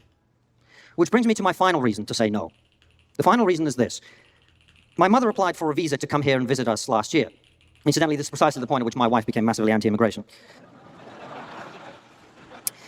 And to my wife's well-concealed relief, my mother's visa application was denied. As a result, she didn't get to spend any time with her first grandchild for the first year of his life. And yet at exactly the same time, tens of thousands of people are coming into this country illegally on small boats every year. Now, I've lived in this country long enough to know that there is no greater crime in Britain than to jump the queue. And yet that is exactly what's happening. We currently spend £8 million. Oh, are people from Albania normally Muslim? Okay, I don't know. I don't fuck all about Albanians, other than they were in Taken as the bad guys. A day on hotels for illegal immigrants. £8 million a day. Now, I'm sure the majority of these people are normal people who are here to seek a better life. But there is no reason they should be coming here against our will and breaking rules that everybody else has to respect. Not least because not all of them are normal people coming here for a better life. Some of them are Abdul Yazidi. I love ice cream, but if ice cream started running around sexually assaulting people and throwing corrosive substances on women and their children, I'd be against it. So to sum up, our position on immigration in this country is best summarized by one of my favorite quotes, which is this: you can ignore reality, but you cannot ignore the consequences of ignoring reality. And that's where we are. Thank you very much.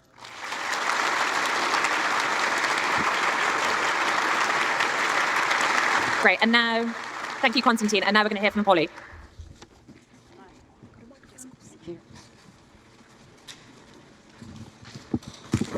Well, I just thought we'd begin with a thought experiment. I mean, you only have to imagine what would happen if we expelled everybody who wasn't born in Britain. Wait, is she the one who does the fortune-telling in Harry Potter? I mean, the NHS, social care, schools, universities, council services, cleaning, catering, caring, nurseries, trains, buses, agriculture, deliveries, taxis, IT systems. We certainly wouldn't be going to build new towns and a huge increase in housing, because if we didn't have those skilled construction workers that we failed to train at home. Only 14% of the population are migrants, people not born here, but that's quite enough to collapse all of society. That 40% really does keep us all going. Nothing would work in the private or in the public sector. So that really answers the question, is immigration good for Britain? Well, we can't do without it. It's not even a question in the real world when you stop and think about it. And that's before we get into any finer points of whether we've benefited culturally, socially, as a country, as a civilization. So the other question is, well, is all immigration good? Now, that's another question. Countries need borders for a sense of self, who we are, voting together, voting in a government that... Do you think there's any arguments to be made to reinforce focus and importance to true morality, even if it's just a reminder of basic decency when talking to far-right or unhinged people who openly say they're racist or bigoted to any heinous degree? No. Don't waste your time. Hold on one sec.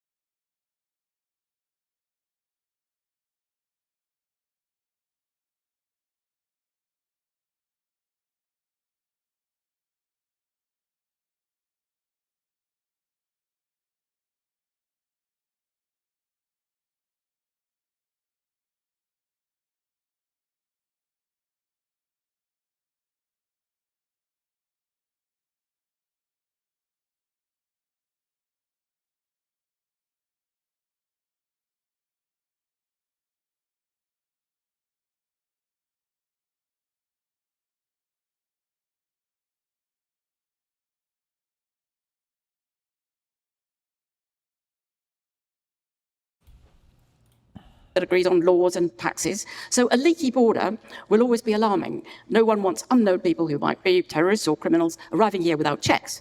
So of course, all governments must do the best they can to stop people arriving without permission. That spectacle of small boat arrivals, great peril to themselves, nobody to check on who they are. So however small a proportion they are of the total number of migrants, and they are a very small proportion, governments still have to do their best to try and secure our borders. There's no doubt about that. But some people will always arrive. However often you foolishly claim you can stop the boats. After all, governments also have a duty to prevent crime, and yet crime will always happen. You always hope less rather than more. And there is much more that we can do about the boats, making a better deal with the French, put up a border post with processing of visas in Calais, so that they need not take boats risking their lives. But the vast majority of that very large number of migrants are here because we want them, because our elected government has given well over 600,000 of them visas in the last year because we have important work for them to do. So the government talks of cutting back numbers while knowing very well that migrants are needed. And I think that's dishonest politics. So who is it of those, that large number we would want to turn away? Well, a great majority are people we really want. Students, for instance, a large number of that total sum are students who sustain our universities, which couldn't do without them. Our home students, the real cost of their fees has fallen by a quarter since 2010. And that's been paid for by foreign students whose fees have spiraled upwards to up to £38,000. And the living costs that they spend, foreign students spend in university towns, is £1,400 a month. And university towns are very grateful for that. And they almost all go home at the end of their studies. And think what influence the students bring with them. When they come to study here, and then they take significant jobs back in their own countries. The world is competing to have them. And we'll be wanting to make trade deals with those countries that see us as friends because they studied here. But instead, we're now talking about turning them away because we're going to refuse to let them bring their families. So they'll go elsewhere for their MAs and their PhDs, do the... Thank you, Destiny. Wait, what?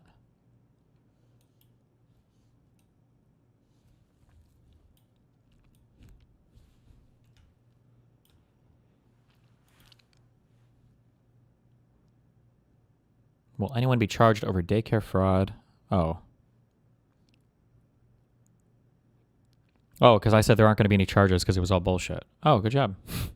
And you made money on it. Good for you.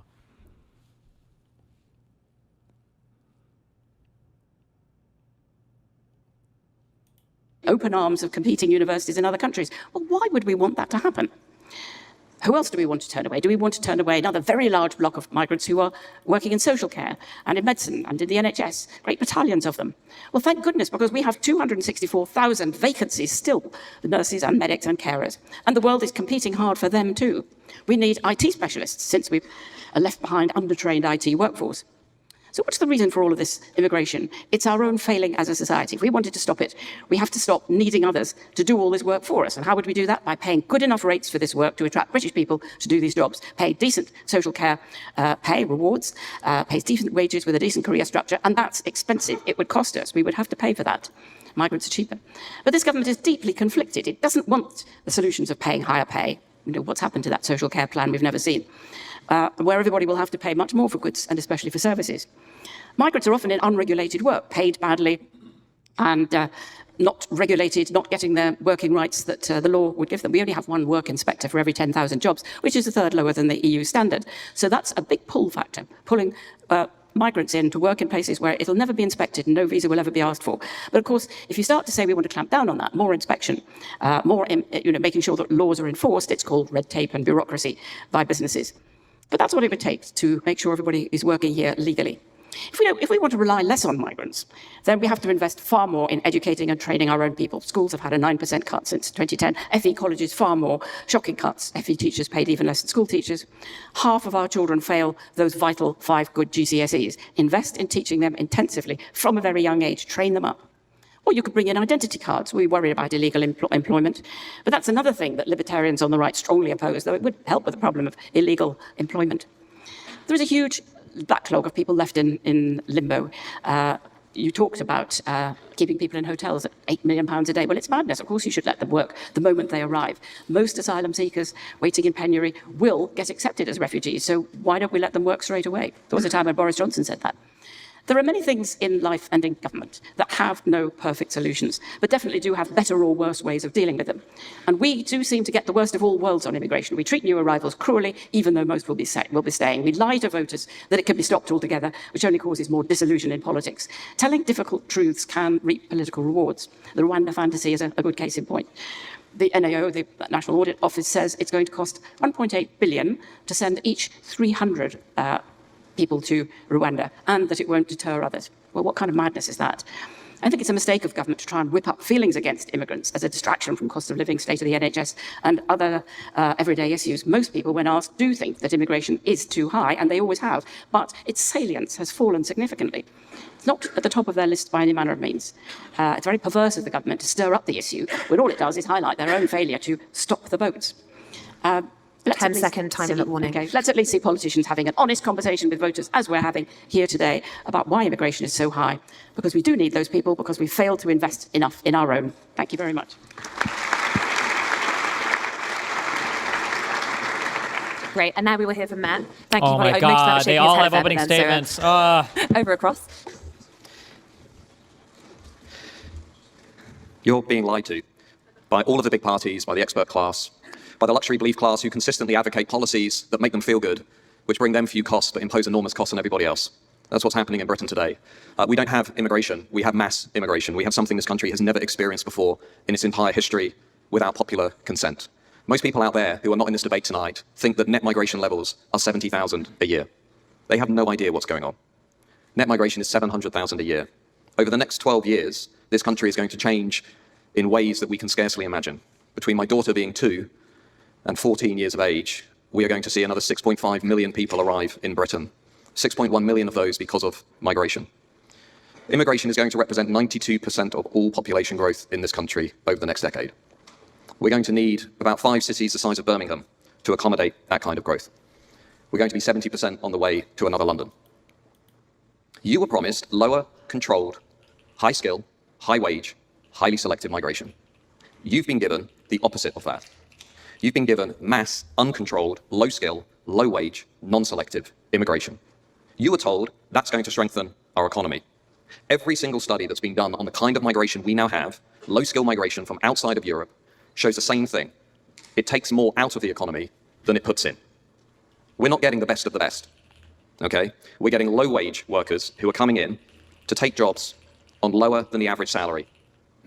If you look at the 2 million people who came into this country over the last 3 years, what percentage of those people do you think came in to work in high-skilled jobs? It's 15%, 1-5.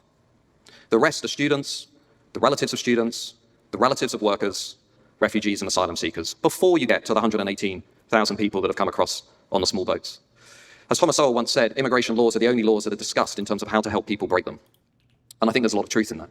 We're not getting high-skilled workers. What we're getting is a political economy that is completely broken. We're throwing bodies at this economy, expecting it to grow, expecting it to become more productive, expecting it to become more dynamic, but at the same time, we have almost zero growth. We have the longest decline in GDP per head since the 1950s. We've got meager productivity, and we've still got the sharpest regional inequalities in the Western world. So if you're here to make the case for mass immigration, I have a very simple question for you. Where is the growth that you promised us? Where's the productivity? Where's the dynamism? It's not there, because this is a Ponzi scheme. It's being used to help our leaders avoid dealing with the long-term structural problems that this country faces. Universities being one of them. The answer to Polly's question actually is half of our universities shouldn't be universities. Okay? What? Because this is a Ponzi scheme. It's being used to help our leaders avoid dealing with the long-term structural problems that this country faces. Universities being one of them. The answer to Polly's question actually is half of our universities shouldn't be universities. Okay?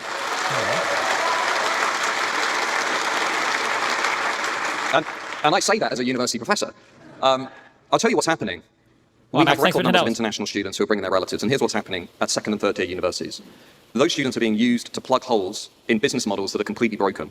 The students come in to do one-year MAs, about 25% of them drop out before those degrees are finished. And I'm told to go easy on the marking because, to be honest, we can't fail people from Nigeria and India because we need the money. If that's the answer to building a dynamic, innovative economy, it's not the answer that I want to see play out in Britain. The reality is what we now have is immigration austerity. Because if you look at where we're going over the next 10 to 15 years, just think for a minute about what another 6.5 million people means for the NHS. What does it mean for GP appointments? What does it mean for schools? What does it mean for social cohesion? And what does it mean for integration? You cannot have an integration policy while running that level of immigration. It's impossible. So I ask you a simple question. Do you want to live in a safe and secure home? Or do you want to live in a low-budget hotel, which is falling apart, where you have no idea who's living next to you?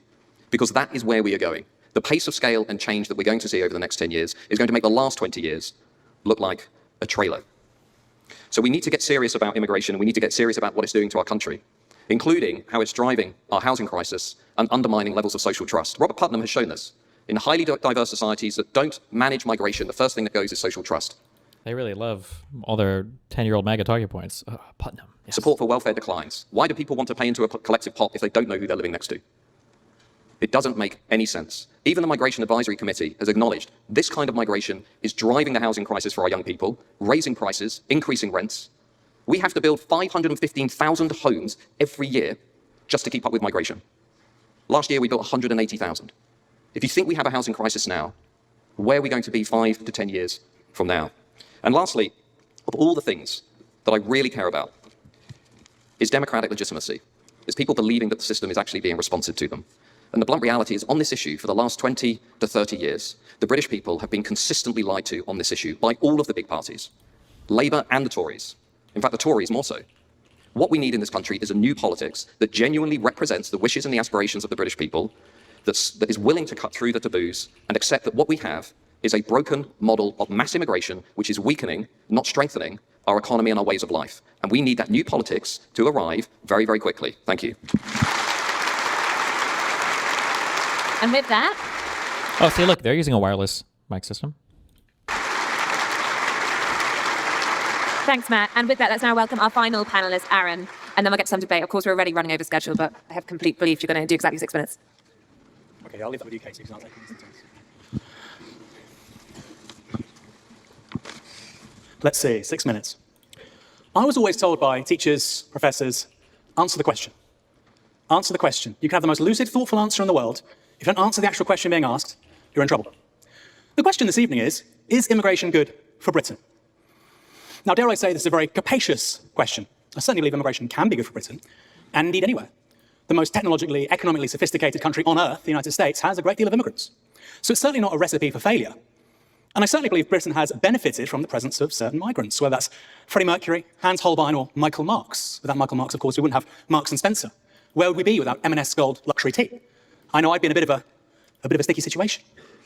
Next, I have no interest in defending our present model. Saying I do, or that the left does, is a straw man. I think most things our political class have forced on us over the last 40 years have been an utter catastrophe. From how we administered the one-off dividend of North Sea oil to privatisation to the tapeworm economy of outsourcing. Britain has 1.3 million more people as a result of net migration over the last 2 years. 1.3 million.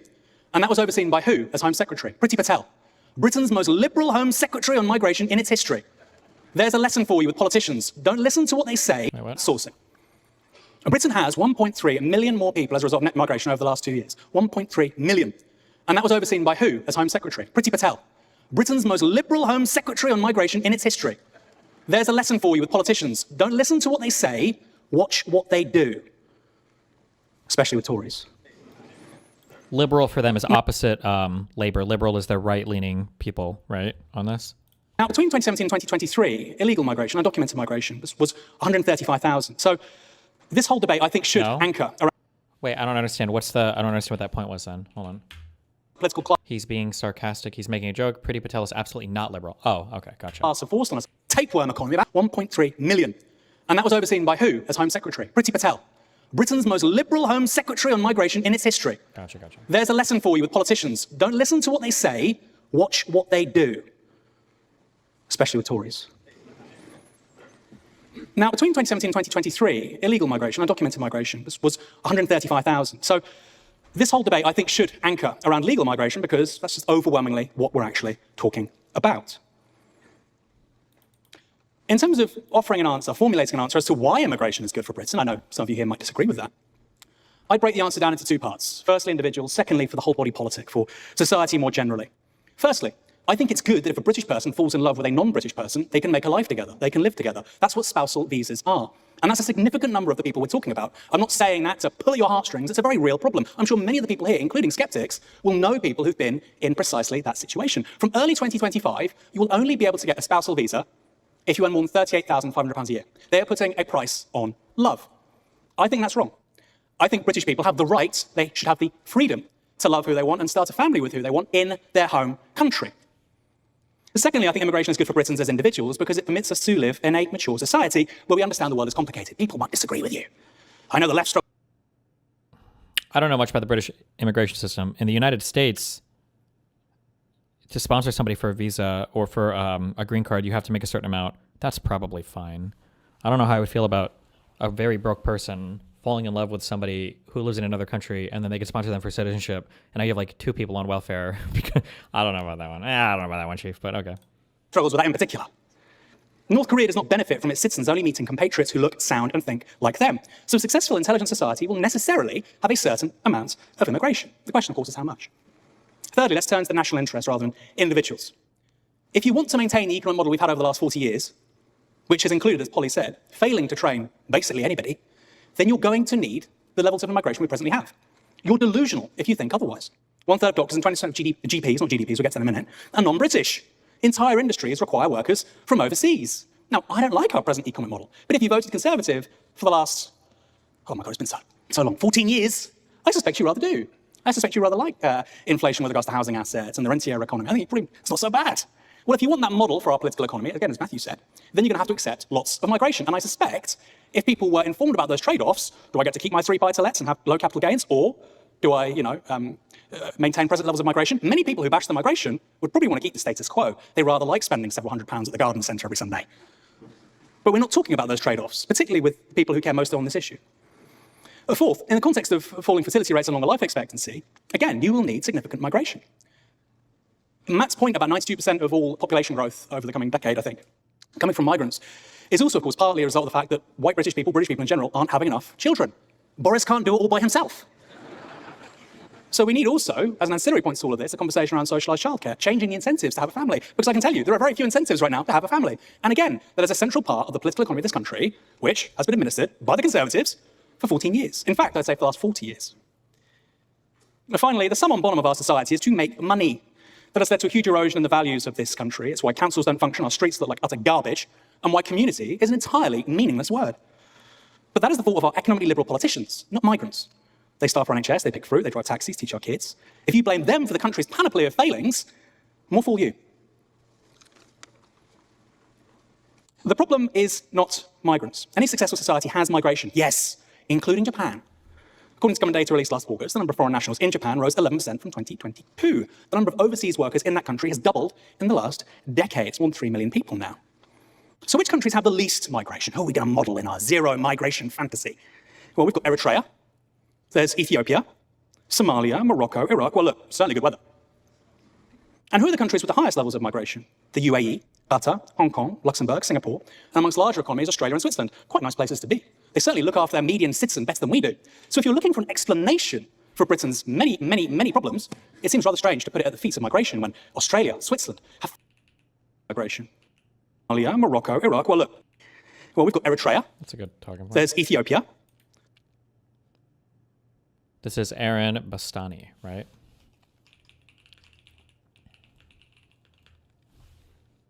Somalia, Morocco, Iraq. Well, look, certainly good weather. And who are the countries with the highest levels of migration? The UAE, Qatar, Hong Kong, Luxembourg, Singapore, and amongst larger economies, Australia and Switzerland. Quite nice places to be. They certainly look after their median citizen better than we do. So if you're looking for an explanation for Britain's many, many, many problems, it seems rather strange to put it at the feet of migration when Australia, Switzerland have 30% of their populations drawn from non-native people. Well, of course I'm right.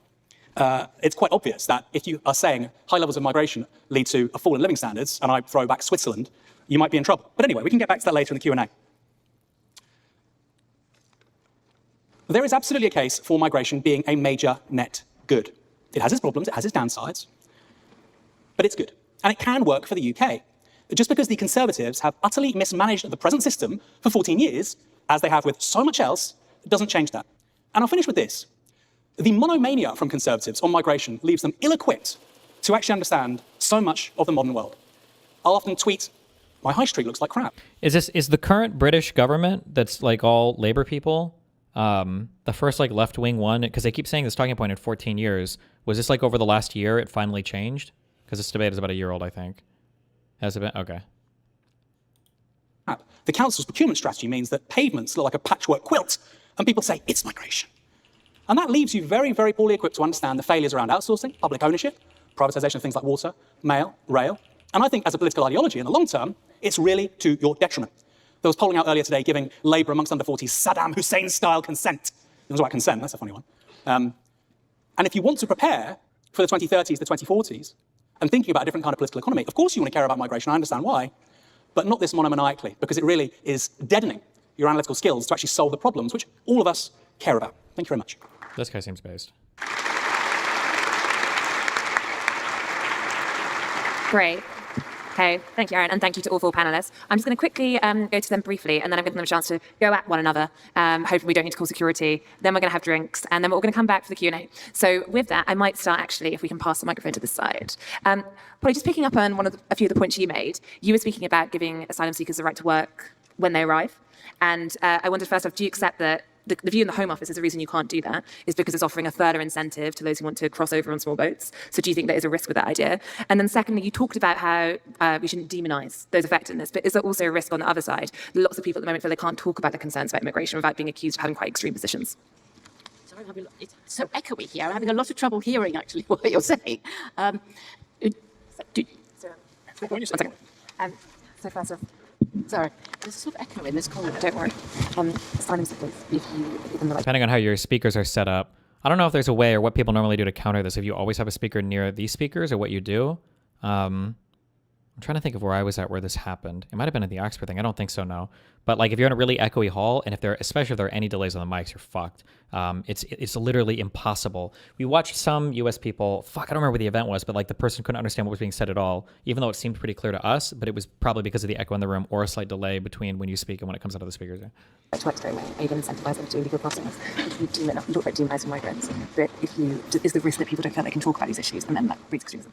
About asylum seekers, well, the thing is, they're going to get, once they're here, 75% of them are going to be granted access anyway. So what are we doing, locking them up in hotels at vast expense, and unhappiness to them and to those all around who live in those areas? It's a very bad idea. Much better to let them get jobs straight away. And if that's an incentive, I don't think so. The National Audit Office looked at, as well as looking at the cost of, they also looked at what the pull factors were and said very, very few migrants on the way here have any idea about what the rules are about when they can work, if they can work, are there benefits, what can they draw, what rights do they have? They know nothing at all. So the idea that fiddling around with certain kinds of punitive ways of treating them when they get here will somehow deter them, or indeed that Rwanda will, I think is just wrong.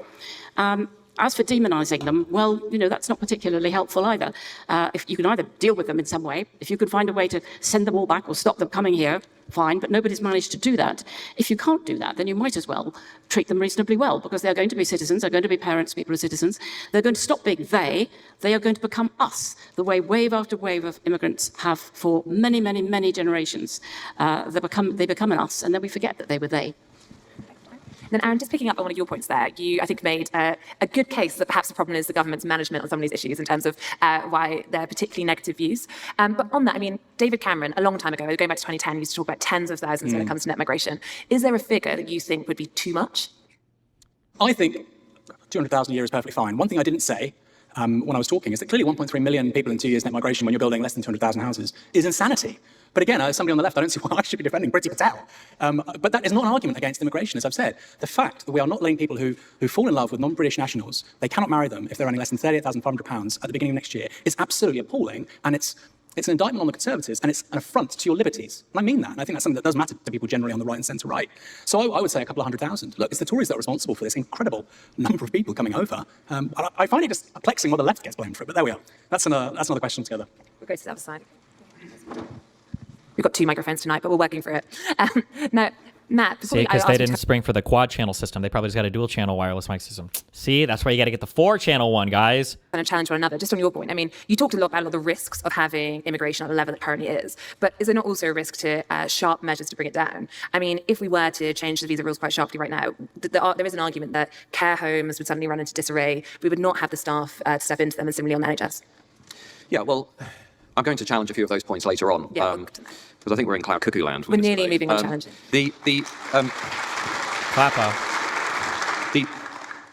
Everything that we're living through now reflects a political choice. Our leaders took a choice, beginning with Tony Blair and then carrying on under David Cameron, to turn us into a country of mass immigration. That was a choice. We could make a choice to have a different future if we wanted. And in sectors like social care, higher education, NHS, we could make a set of different choices. We could say, let's expand the number of medical school places for British kids. Let's start investing in our kids to become NHS doctors. Social care, the social care system, we could pay people more money. We could reform social care, which both parties have put off doing, so we don't have to generate a Ponzi scheme, which is what we're currently running, whereby, let's be frank, when you get old, and we will all get old and we will need care, some of the stories that we are now reading about on a pretty regular basis about what is happening in the social care system are horrific. I don't think many of us want to be looked after by somebody who cannot speak English, who cannot communicate with our relatives. I don't think our children should be taught in schools by teachers who are not trained to the same standard as British teachers are. And I don't think we should be looked after in the NHS by doctors from overseas who are not trained to the same extent as British doctors here. This is not controversial. This is just what most people think. And when Katie said at the outset this is a divisive issue, this isn't actually a divisive issue. This is an issue in which 80% of people out there in the country say, I want less migration, and I want to live in a society that has a principle of national preference, which is the safety and security of the British people and our children comes before anything else. That is where the average voter is, and that is where this room is.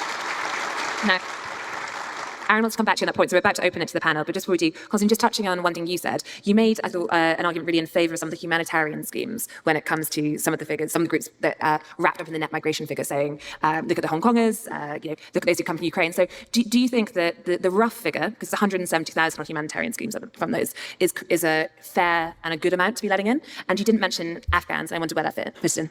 Well, I think first and foremost, by the way, Matt, just to your point about this being a divisive issue, I think what Katie meant is it's a divisive issue in this sort of postcode. Outside the country, less so. But in terms of your point, Katie, my view is that numbers are less important than culture and values and ability to... God, fuck, I was just going to say that. Oh, fuck, I was just going to say it would be interesting to talk more like factually about the issue, even compared to the Mac guy to the left of him. I feel like these people pride themselves on not knowing anything about anything. Like, everything is so flowery and touch and go and abstract and nebulous, and I hate the... Like, what do you think is the appropriate blood pressure for a person to be healthy? And it's like, well, I think it's more about, like, the color of your skin and if it's rosy enough and how happy you are when you wake up and you see the sun. And it's like, I hate it. It just, nothing communicates to me less genuine interest in a topic and less intelligence or willingness to critically engage with the topic than not ever wanting to speak about any of the numbers ever. It's like, well, it's actually more about culture. Oh, so like this unquantifiable thing that you can kind of say whatever the fuck you want about and never be 100% incorrect because you're not actually even staking out real positions. You're just basically arguing your feelings about things. It's so fucking annoying. In terms of your point, Katie, my view is that numbers are less important than culture and values and ability to assimilate. For the reasons that I gave. But maybe he'll give percentage numbers on assimilation or something. Who knows? My opening speech, Hong Kongers and Ukrainians are not causing social problems. They're integrating just fine. They speak English. They share our values. And they're going to be contributing to our society for decades to come. The problem is that not all immigration is of that nature. And that's something we have to be blunt and honest about, and we just haven't been. I'm opening to the panels. Aaron, you want to reply? Like, these were just true. Like, these were things that just... Like, he didn't even really say anything. Like, not all immigration is the same. Like, yeah, no shit. Duh. Like, what? You're not even saying anything. It's Matt. On the point of care homes, why do you think so many low-pay workers are in that sector? And it's true. Often the standards of English, etc., are nowhere near what they should be. Why do you think that is? It's because asset management funds look at elderly care as quote-unquote an asset class, just like they do with water, just like they do with municipal projects all around your towns and cities. These are assets. And there are things called closed asset funds. They buy cheap, they sell high, they get in, they get out. And that is the logic being applied to so many of our public services, including elderly care. They want the cheapest possible workers. They don't care about the quality of service. Now, how many people on the centre-right, Matthew, and I know we've spoken about this, only you have actually a very coherent position on this, but let's be real, how many people on the centre-right want asset management firms out of elderly care? Or how many people are willing to make the trade-off? I am, by the way, for higher taxes, probably slightly higher inflation, but we have better paid, better trained, UK-born people working in elderly care. I'm willing to make that trade-off. How many Conservative voters are? Or how many Conservative politicians are honest with Conservative voters about those trade-offs? And you know what? Maybe the majority of the public... I like this guy because in his opening statement, this thing I always criticize people, they never talk about both sides of an issue. They only talk about their one side. And he was very good at addressing both sides, I felt, in his opening statement. And he's doing it here too. Like, listen, if you want this thing, which we all should want, you have to be willing to pay a little bit more otherwise. But when you have like a magical... like a devil class, like a demon group of people, like immigrants, then you can have these impossible positions where you're like, we're gonna make life better for everybody. But we're also gonna spend less from the government, and we're gonna tax everybody less, and everything is gonna get better just by getting rid of immigrants. Like somehow they're the blocker on literally everything being better, and then once they're gone, everything will just get better in every single sector, and there are no trade-offs. It's just all positive. It's like, come on, really? Willing to do that, but they're not even willing to take the conversation in that direction because they're obsessed with the idea of a low inflation, high growth, low tax economy. Well, when you haven't funded public services for 40 years, you cannot square that circle unless you have huge numbers of migration.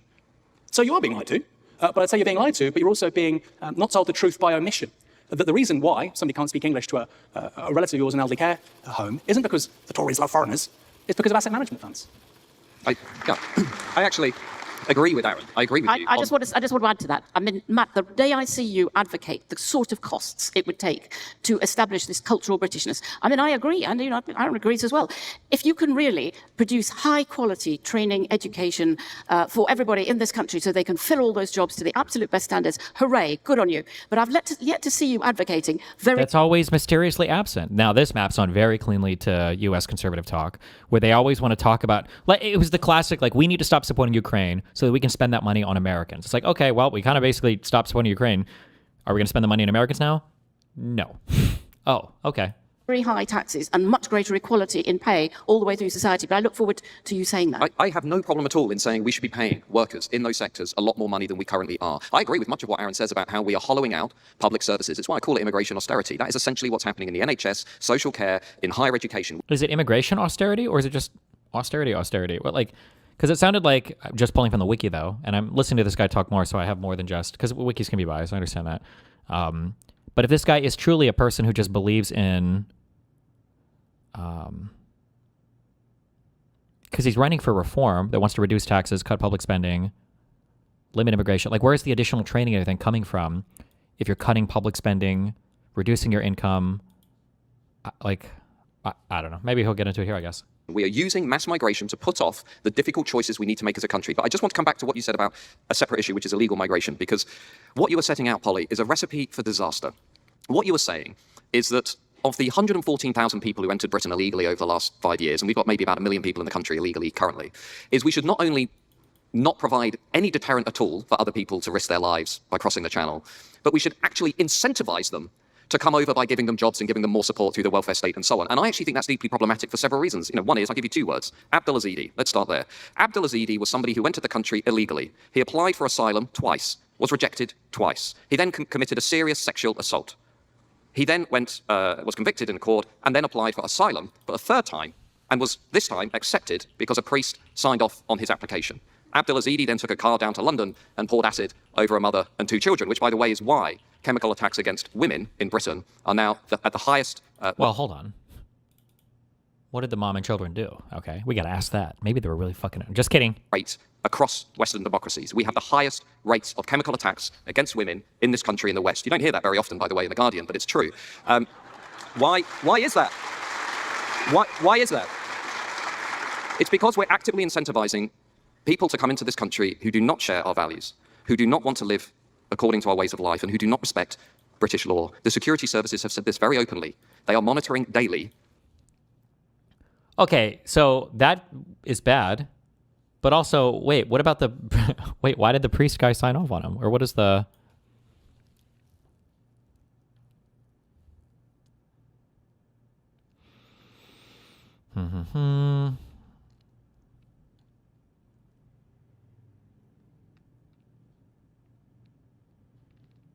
What is the punishment for these acid attack things? I feel like this should be prosecuted as like rape or worse. This is like super fucking insanity. This type of shit is crazy. But, okay, sorry, wait. What was the...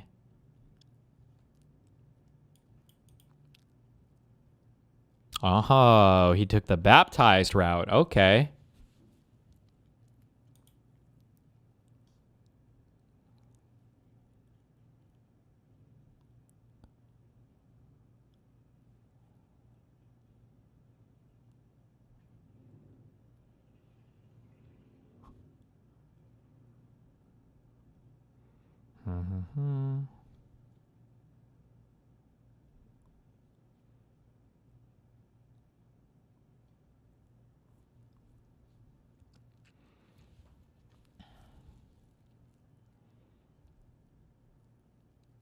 I also don't understand. I think this happens in the US sometimes too. Like, I'm sorry, if you have like a criminal record of any kind, especially in the country you're trying to immigrate to, like there are a ton of people that want to get into some of these Western countries. Like, if you can't help yourself, I'm sorry, but like, fuck you. I think maybe I might make an exception to that rule for like infractions, like civil infractions. So like, if you jaywalk or get like a speeding ticket, and maybe that's not a thing that would be factored in. But like, especially when we talk about felonies or like violent crimes or whatever, I don't know how, I feel like that should be like, sorry, bro, you're never coming here. Try again maybe in like 20 years once everybody else that wants to come is here. That's crazy.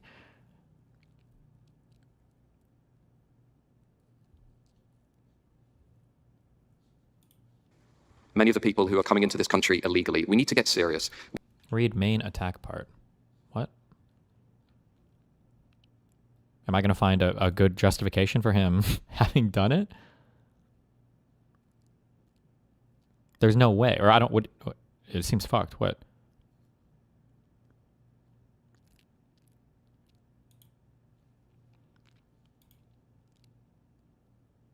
He was in the UK for 6 years after being rejected for asylum twice. Well, it sounds like because he was baptized, he was in some fucking... He was a client of the Diocese of Hexham and Newcastle's Justice and Peace Refugee Project. He was provided for toiletries and food tokens. I do think it's a bit ironic that he was baptized and said that he was under risk of attack from the Taliban due to being a Christian, which is a far-right talking point. I think that's kind of funny. Well, but his crime and everything isn't funny, but they always say that, like, we don't talk about the most persecuted group in the Middle East. Christians, Christians, Christians. So, I don't know. We should leave any convention, international convention or court that prevents us from strengthening and securing our own national borders.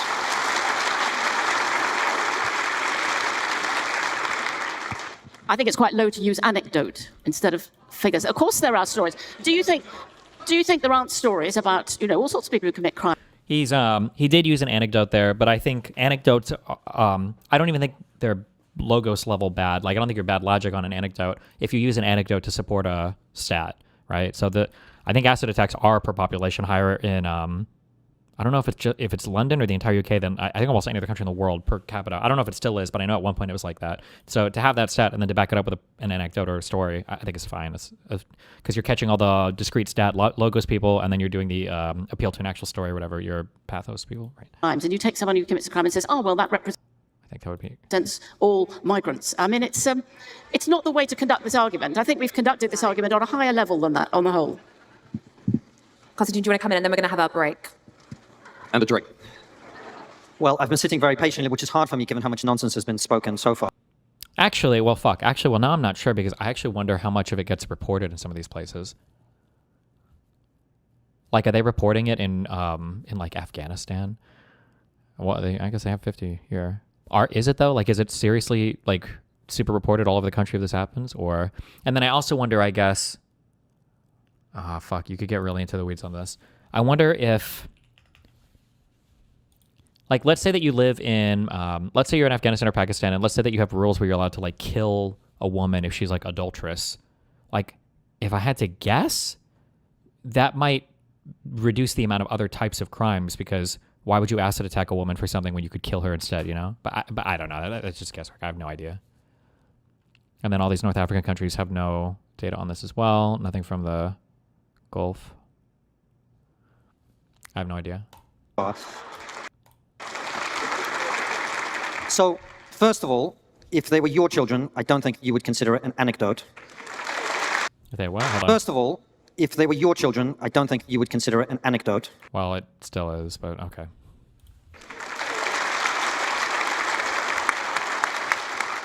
And yes, nobody would deny that British-born people also commit crime. Yes, that is something that we have to deal with. There is no reason why we should import foreign criminals. Now, as for all the other stuff, first of all, Aaron has tried to position this as a debate about conservatives and, more importantly, the Conservative Party. If this was a debate about the Conservative Party being useless, we'd all be on the same side. This is not a debate about the Conservative Party, and one of the things your positioning of it as a debate about that ignores is the fact that the Labour government started this, as I explained in my opening speech. The Conservatives have then continued it. Now, I'm so curious for the percentage of people that are supporting not the Remain, what are they called? Reform UK. Are the majority of these people from the Tory side or from the Labour side? Are they from the Conservative side or the Liberal side in the United Kingdom? Or like Brexit, especially like Brexit is everything. I'm very curious about that. I wonder if there's polling on that. Actually, I should look that up. What percentage of voters for Reform UK are Conservative versus Liberal?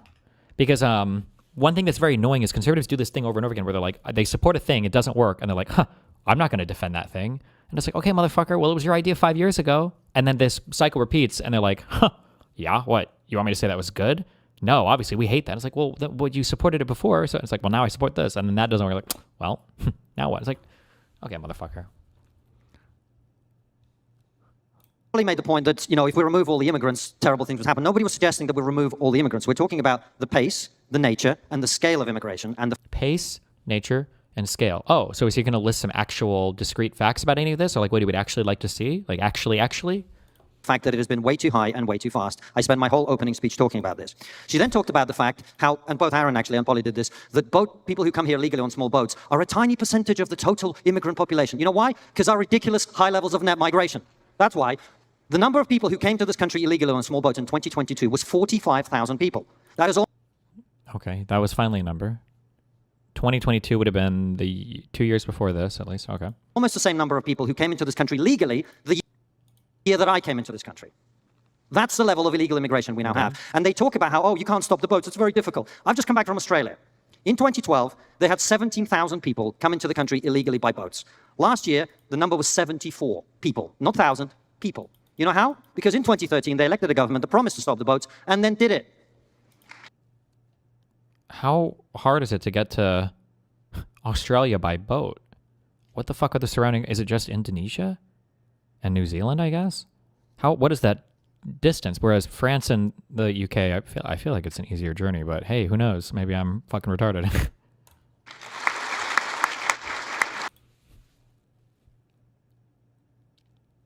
Oh, and Papua New Guinea. And the reason they were able to do it isn't they don't have the same problems with the law and everything else. They had exactly the same problem. They just had politicians with balls. Now, I mean, there's a lot more. Wait, hold on. Also, wait. In 2013, they elected a government. The problem was 74. They had 70. Talk about how, oh, you can't stop the boats. It's very difficult. I've just come back from Australia. In 2012, they had 17,000 people come into the country illegally by boats. Last year, the number was 74 people, not thousands, people. And the reason they were able to do it isn't they don't have the same problems with the law and everything else. They had exactly the same problem. They just had politicians with balls.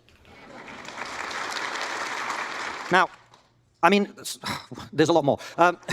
The idea that North Korea is where North Korea is because of a lack of diversity is interesting. I would put it to you, Aaron, that the reason when North Korea is where it is because of the ideology that you so proudly support in the Navarro media. Well, I mean, North Korea's commitment to illiberal values and being an authoritarian regime that doesn't allow any outside influence, whether it's ideological, economic, or like people, I mean, is kind of a part of that. It's a little tongue-in-cheek to imply being anti-immigration is like being North Korean. But I mean, like a lot of their policies are, we need to be like net exporters, we need to be anti-immigrant, we need to be protectionist, autarky as fuck. I doubt North Korea produces all their shit. I'm sure they get a lot from China. But I mean, like these kind of fall more in line with that camp. But okay. And finally, let me wages when they've got low-skilled.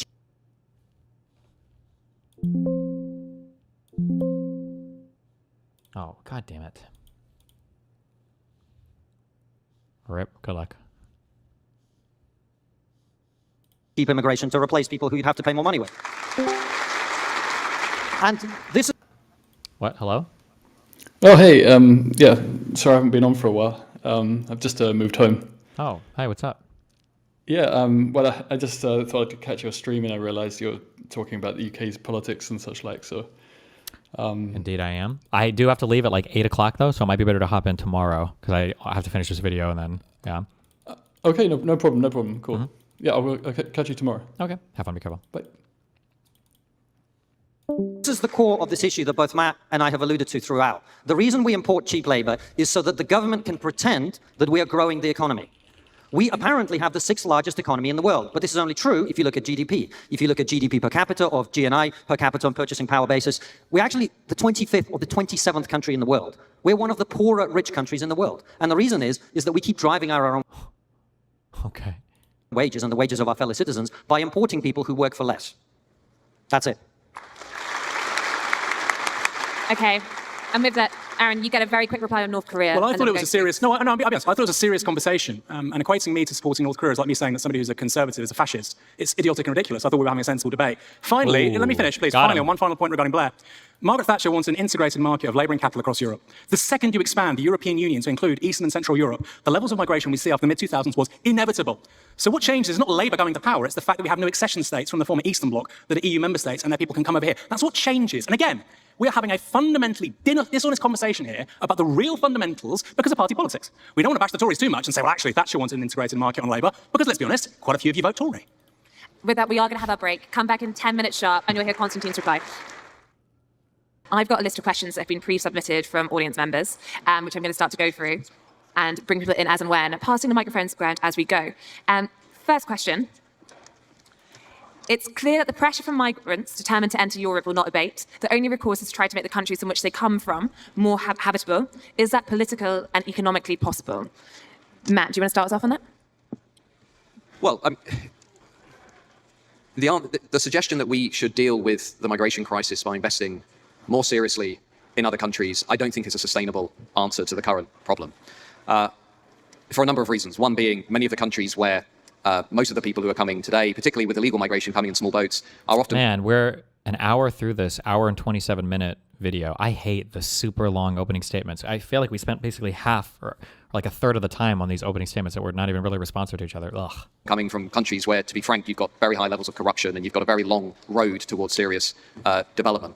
I think the more effective answer to that problem at the moment is to provide what the government is trying to provide in a, albeit candid way, which is an active deterrent to further migration and illegal migration from outside of Europe. That means having what Germany and France and other EU member states are finally beginning to accept, which is a third country offshore processing centre, which can send, as Konstantin remarked in reference to Australia, a significant, visible, serious deterrent to people elsewhere in the world. The alternative to that, let's take, for example, the Labour Party's plan of smashing the gangs. The alternative is, as the National Crime Agency has made clear, it's no plan at all. On that particular issue, you remove one gang, another pops up. All you need is an inflatable boat, a torch, and a life jacket. So we're not going to solve any of these problems unless we first strengthen our own border and provide an active deterrent to people coming over. And that is not going to be popular in SW1, and it's not going to be popular among parts of our media class, but it is, by the way, what most people in this country want. Here's something you don't hear very often in the papers. More people in this country support the Rwanda plan than oppose it. Most people in this country do think the small boats represent an invasion, as Suella Braverman said, and more people in this country would support leaving the ECHR if it meant we could control our own borders. These are unpopular points to make in SW1, but they are also facts that are supported by evidence. Further to what Matt said, I actually think we've got to be even more blunt and honest about this issue. There will always be inequality in the world. There will always be countries that are poorer. There will always be countries that are richer. And the problem we've got ourselves into in the Western world is we've forgotten something that used to be quite common sense and consensus around all our countries, which is the idea that countries need borders. I have a whole chapter in my book, An Immigrant's Love Letter to the West, where I quote over and over and over again people who are left, right, up, down, etc., from about 3 minutes ago, from Barack Obama to Hillary Clinton to left-wing politicians in this country, who all sound like they're far right now. Because everybody used to agree that countries need borders. Yes, of course we can help other people in other parts of the world. And by the way, Western countries do a hell of a lot of that, actually. We contribute quite a lot of money to improving other parts of the world. But ultimately, some countries will be richer than others. And I'm afraid we're just going to have to be honest and say, we get to choose who comes in our countries. Sorry. Wow, so brave. Clapper. And picking up on that, I have another question here. I'm going to come to Aaron, which is, do you think there is a situation whereby leaving the ECHR is now necessary in order to control illegal migration? Well, this is what How many things do they have to leave, right? I feel like there's so many excuses. Like, we need to leave because we can't control our borders in the EU. And it's like, well, no, you're not part of the free trade area, so you can. Except, well, they still force us in other ways. Okay, fine. Well, you Brexit. Now can you control them? No. It's like still record numbers of immigrants. Okay, well, now what? Well, we have to leave the ECHR. Like, how many things do you have to leave before you recognize that, like, maybe it's not all these other external things that are forcing you to take everybody. Maybe it's you're trying to shore up labor markets and everything's kind of fucked and falling apart. And I don't know. But maybe this is the last thing. After they leave this, it'll be okay. And then... I find so fascinating. Yes is the short answer. But you've had, this is... What was it? ECHR is now necessary in order... Do you think there is a situation whereby leaving the ECHR is now necessary in order to control illegal migration? Well, this is what I find so fascinating. Yes is the short answer. But you've had, this is again, I try to be remotely objective, and I tell people my political views so that that's, you're informed about the context of what I'm saying. But I think objectively that's the case. What I cannot understand is after 14 years, the Conservative Party have done nothing on the ECHR and they've done nothing on the Supreme Court. It's absolutely remarkable to me. As I understand it, and please, if there are any legal scholars here, correct me. I don't even think Parliament scrutinises who become judges in the Supreme Court, which is that happens in the United States, for instance. That seems like quite a simple thing the Tories could have done. So on this issue, and I suppose I'll throw this out to people out there and to you guys, this isn't just beating a dying dog, aka the Conservative Party. There is such a huge gulf between the rhetoric on this stuff and then just basic reformist policies. So ECHR is very radical, but I think yes is my answer. But you could do far less than that and still make a big, big difference, but the Tories don't seem interested.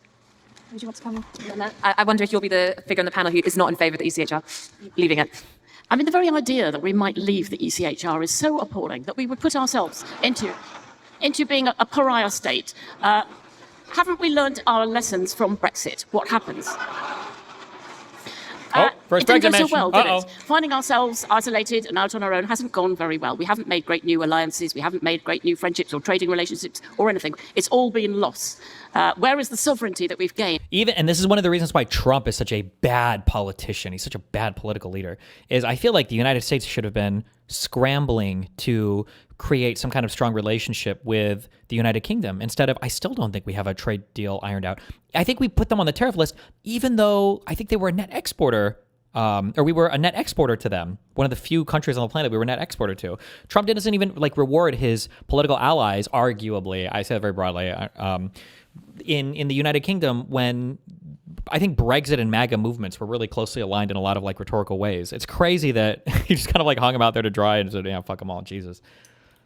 It hasn't felt like extra power or extra control. Of course, everybody feels they haven't got enough control over their life. It's part of living in a democracy that, when there are 70,000 people, 70 million people or whatever, we can't all be in control. But the idea that we should continue to break away from old alliances and old agreements seems to me to be grotesque and deeply, deeply mistaken. And if it's just because of immigration, if that's what it was that caused Brexit, well, that didn't work at all well, did it? And, it was plainly a large part of it because so much of the campaign was really about that. I mean, on that point, before we go, I'm about to go to Kostantin, but before we do, let's do another little brief show of hands if we're feeling brave enough, which is who in this room voted leave? Okay, yeah. And who in this room has, thinks Brexit has been a success? Yeah. And does anyone in this room regret their vote? No. Okay, still waiting for Brexit, but feeling good about the vote seems to be the mood. Konstantin? Very briefly. How many people? I saw one person here raise their hand about the Brexit vote, but I can't see the full crowd. So I don't think the ECHR is an old alliance. It's just a core system of law. But I actually wanted to ask Aaron a genuine question, which is your organisation is influential within the Labour Party. I think it's fair to say. I think it's fair to say we're about to have a Labour government. And I think it's fair to say that you agree with Matt and I that we shouldn't have illegal immigration. And you've just said that the only way to stop it is to leave the ECHR. Does that mean you will be pushing the Labour Party, when it gets elected, to leave the ECHR? Spicy. So I think that the UK needs a massive constitutional overhaul. And I think I would be perfectly happy. There are some shibboleths which Liberals are attached to, like the Supreme Court, this venerable Supreme Court which exists since 2009. I don't care about the Supreme Court. I care about, I would like to see probably PR and an elected second chamber.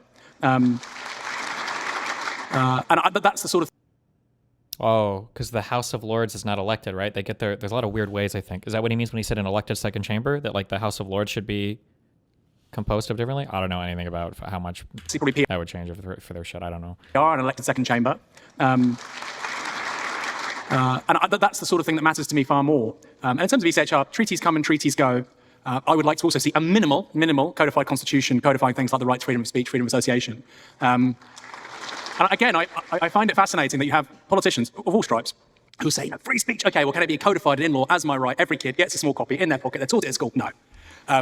So it's not top of my agenda. And by the way, if you care about this stuff, getting rid of the ECHR and getting rid of the Supreme Court would be incredibly hard to do. It would take a whole parliamentary term. You might not be able to do it. It would expend a huge amount of political capital. So would it be up there for me alongside public ownership of water, mail, rail? No. But if you care about this stuff and that's your number one priority, then that's what you should be doing, sure. Can I just add a quick word about... Is that like a political saying or whatever? Water, mail, rail? Are these like, what is it, like utilities, government services, and trains and shit? Is that... About constitutional reform, absolutely right. That's certainly just not only what you say about the need for reform, but if we had proportional representation, I think that those people who feel passionately about immigration would be better represented. I think it's quite wrong that so many people on the... No, literally water companies, mail companies, and rail companies being nationalized. Oh, okay. What I about immigration would be better represented. Okay, sorry.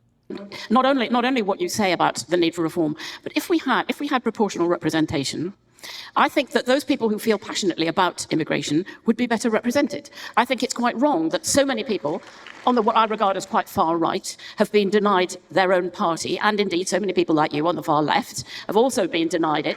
And I do think that some of the anger would be taken out of it if you had people properly represented in Parliament. I'd also like to see them properly represented in our media class. Wow. Clapper. Woo! But I guess that's why we write Substacks. That is why we write Substacks, because we're genuinely independent of the legacy institutions, which have consistently failed to understand what Brexit was really all about, as has the Tory party. So I think what essentially has happened, the whole premise of Brexit, all the research makes this clear, two motives: to create an independent, sovereign, self-governing nation with lower immigration and control borders. That's not a difficult political project to deliver. Okay? Now, what the Tory party decided to do was deliver the opposite of that. It spoke to the 15 to 20% liberal leaver vision of Brexit, which was mass immigration on steroids, London on steroids, let's help big business basically keep labour costs low and profit high, and to hell with everybody else. That was basically the liberal leaver vision of Brexit, which, by the way... I'll have to look more into the British, I guess how you guys do voting or whatever, but if this was truly what the British people wanted, why the fuck was there a conservative government for 14 years? And they were never able to deliver on this, even post-Brexit, year after year after year after year. Why is this like the progressive position in the US where they're like, oh no, all the people really want this. It just doesn't show up in any votes anywhere, but trust me. Or maybe it's like a thing people feel a way about, but it's just not very salient. They don't care that much about it, maybe. I don't know. Boris Johnson was architect-in-chief of that, okay? Boris Johnson was not a conservative.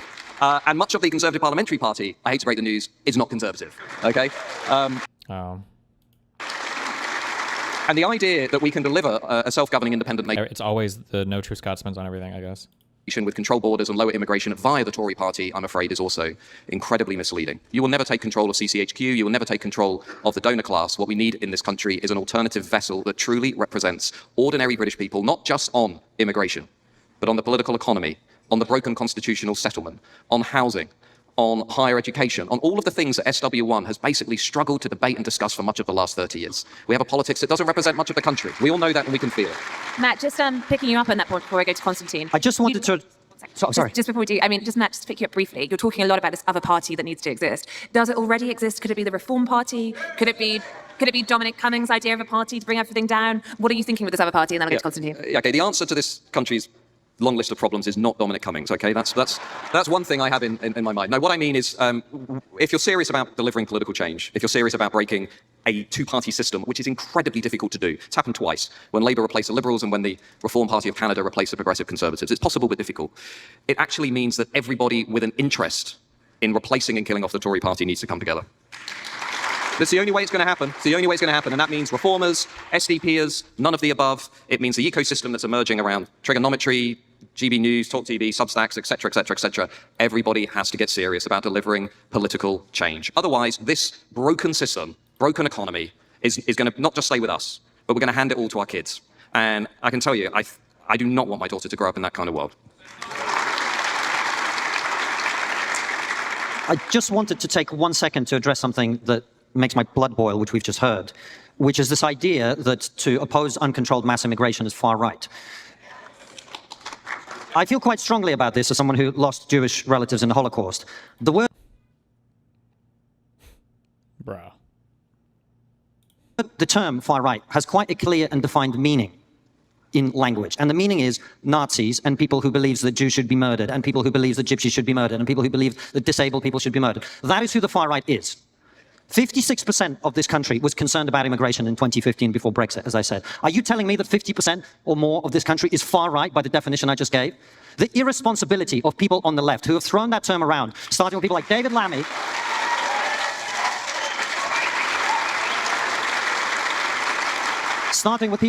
Lammy, who said that the ERG were worse than the far right. It's disgusting. These people have destroyed the meaning of the word and they should be ashamed of themselves. Okay. Clapper. Unless the side want to come back on any points, I'm going to move to the next question. I'm far right. You should go on Twitter. I'm called far right. Welcome. Okay. This one topical, given quite near to here tonight. You have MPs voting on the Safety of Rwanda bill, stripping out, or at least trying to strip out, if you're in the Tory party, lots of laws amendments. So this question is, if immigration is bad for Britain, how do you propose to tackle it? Will the Rwanda bill work? Polly, I think you might be about to say no. Yep, I want to know how on earth the people on the right who have been against high taxes and are for lowering taxes in a smaller state, how you think you can possibly combine that with ending immigration. I mean, I would be very happy to take your model, but I do not for one moment believe it when you say you're willing to pay the price. It would be a very, very high price. It would mean a much more egalitarian society altogether from top to bottom, and it would mean paying very much higher taxes. Now, I would be willing to do that trade-off because in itself that would be a better society, even leaving aside immigration one way or the other. A fairer society would be better. So I want to know how come you think you can constantly, this demagogic way, go on about immigration, but not go on about how much more tax everybody's going to have to pay. Oh, I completely agree with Polly, by the way. The Rwanda deal is a complete abomination, a giant waste of taxpayers' money, and the only reason it's happening is the government won't do what they need to do, which is leave the ACHR.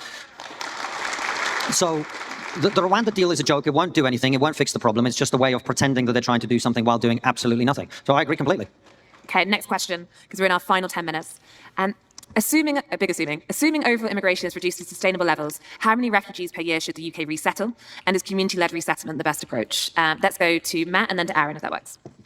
I'd actually like to hear the left's answer to this question first, because critiquing... Oh my God, really?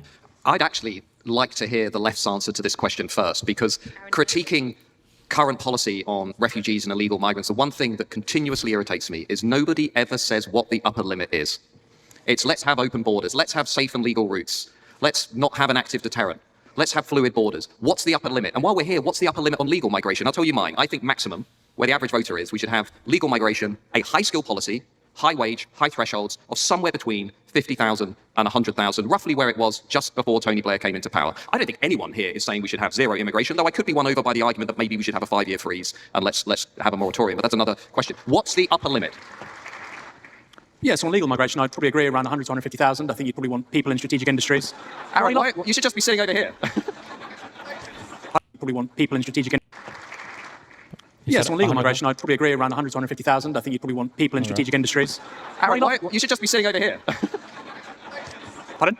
We did say before the debate that Aaron is moving to the right, so... Well, I still think immigration's a good...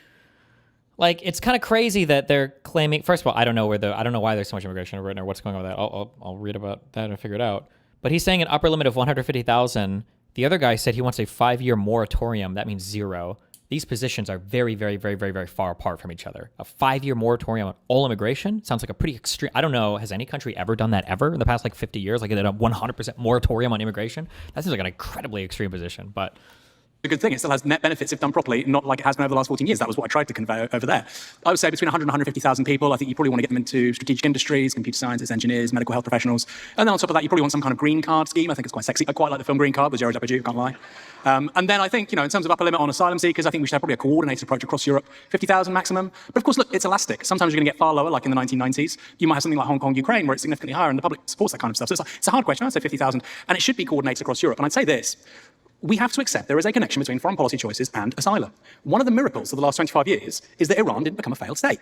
Iran didn't become Iraq. Because tens of millions of Iranians would have come here as refugees. And that was one of the key foreign policy proposals of the Bush White House. So tread lightly in your near abroad if you don't want millions of people coming here. And actually, I think that's probably somewhere where the left and right are in agreement. You see that.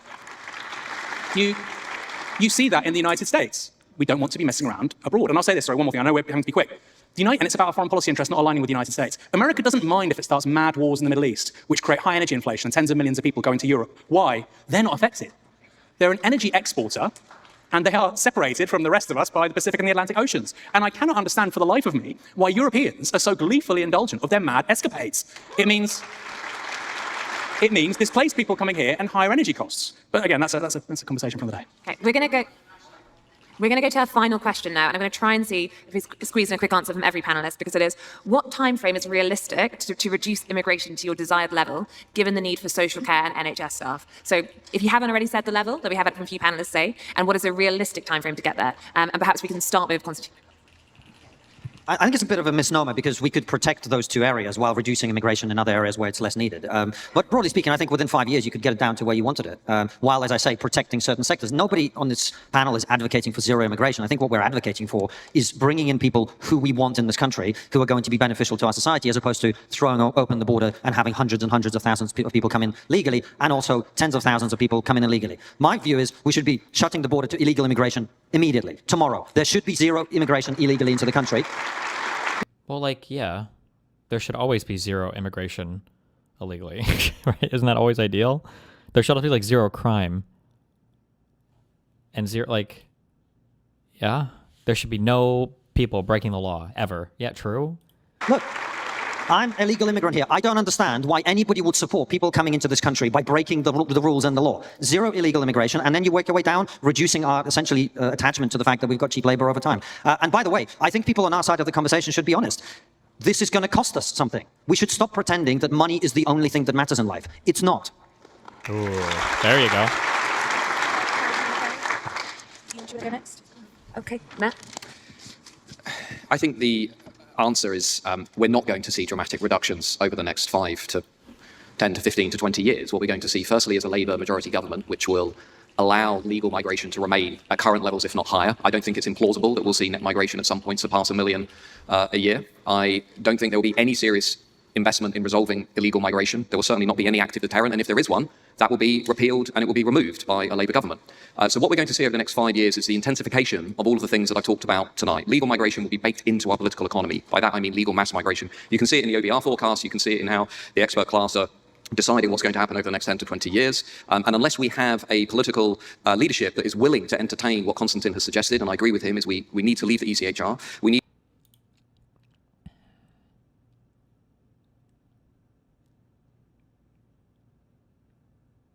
Where is the, fuck, not this. Rate of migration, United Kingdom.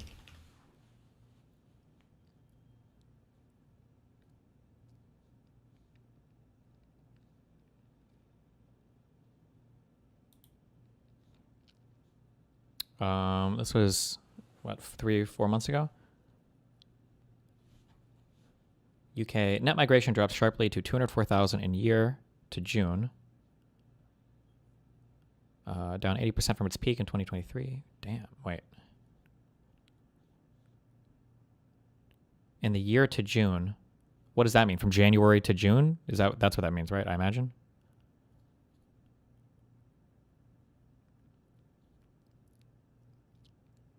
Or does year to June mean like June 2024 to June 2025?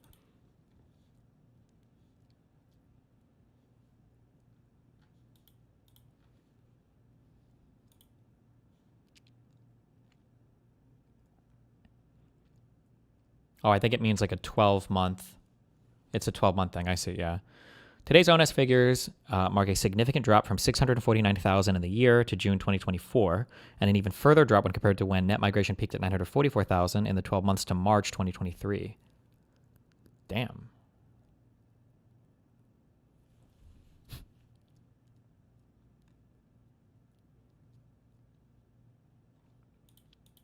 Well, that prediction was not correct. Jeez. Need leaders who understand what to do with political power. Why has the left always been so much more effective than the right? Because, as Tony Blair and Gordon Brown showed, and as they're showing now, by the way, with their new proposals for constitutional change when they win the election, they understand how to change the rules of the game. Why is the left so much more effective than the right? But wasn't the right governing Britain for 14 years? Isn't that a weird statement to make? Or does that mean something different in British politics? Or is he just talking about what's on YouTube? The next iteration of this will be votes for 16-year-olds, and it will be the constitutional reforms that Gordon Brown is suggesting and that I've written about in Substack. But more fundamentally, what New Labour understood is through the Human Rights Act and the Equalities Act and everything else that they would change the foundation of this country. What the Tories never understood, despite having an 80-seat majority, was how to use political power to swing the pendulum back in the other way. They had no interest in doing it. So what I'm saying to you is there is going to be no change. There's not going to be a change to this zeitgeist. This is it now for the next 10, 20, 30 years, unless people begin to mobilize and campaign for something different. And that's not on the expert class, that's on you. If people actually want to build a different kind of politics, then you're going to have to go out and do it. Otherwise, this status quo is the zeitgeist for the next 50 years. We are 2 minutes away from finishing this, so I'm sorry to shortchange both Aaron and I wonder if I get like a 25-second answer from both of you on Matt's point there, which is, do you think immigration is going to go up under a Keir Starmer-led Labour government? And Polly, you spend a lot of time writing about Keir Starmer, very well, research, so you might have the inside track on this. Do I think immigration is going to go up? Yeah, under a Labour government. I don't see any reason why it should. In fact, there are quite a lot of reasons why not. But it depends very much what happens in the world. Immigration goes up according to things that are often beyond our control, like wars. We allowed all those people from Hong Kong to come. We allowed and wanted and welcomed, and it was hugely popular, the people from Ukraine to come. Things happen where there is a popular will in this country to behave well and to welcome people who need to be welcomed and who we would like to have here. So I think there will always be a fluctuation in how many people come, depending on what the global situation is. But and I hope that we will go on being as warm-hearted as we were to the Ukrainians, understanding the appalling state that they were in. So exactly as you said in the beginning, not all immigrants are the same, not all situations are the same. And Aaron, if you have your 30-second final words, I'd be very grateful so you don't get in trouble. Well, Keir Starmer is a man of surprises. He managed to convince hundreds of thousands of Labour Party members he actually believes in something. A remarkable feat now in retrospect. What I would say is that I think under Keir Starmer, you'll actually see a right turn on a bunch of stuff. One of them is migration. I could be wrong. And I think you'll actually go down to 300,000-400,000 in the medium term. He was wrong. It went down even more. So that's funny. The audience is against them, and these guys are making predictions it'll go down. These guys are over here very confidently saying it's going to go up, up, up. But these two were way more correct than the other guys were. They were correct, and the other guys were totally wrong. Right turn on a bunch of stuff. One of them is migration. I could be wrong. And I think you'll actually go down to 300,000-400,000 in the medium term. I also think he'll do a bunch of stuff. Like I think there will be new oil and gas in the North Sea, which will make his base apoplectic. But he'll say, look, necessity demands it. I could be wrong. Do not predict what this man will do, because I actually think he's far more socially conservative, more right-wing than many people understand.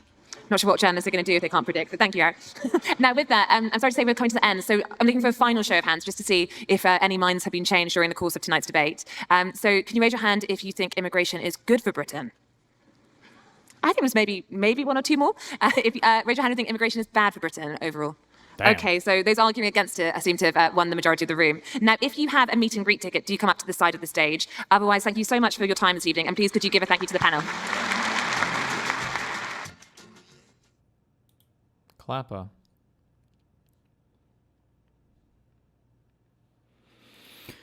All right. I'll look up all these bottom things I wrote down tomorrow. We'll go through all the factual stuff. or connecting. Heavy, crested, bad, feather, fly, tease, bantam, topical, curl, sour, wicked, leghorn, shaving, crimp, free range, and rad.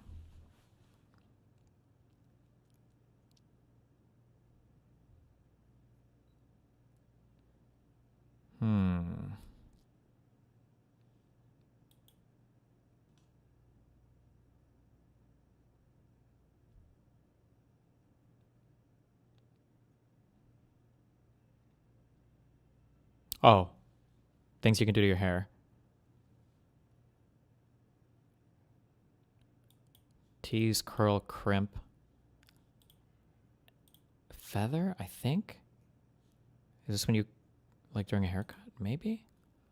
Shaving, oh, shaving hair?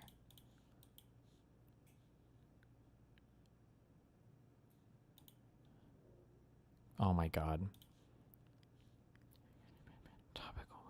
Fuck, is it this? Okay, fuck. Okay.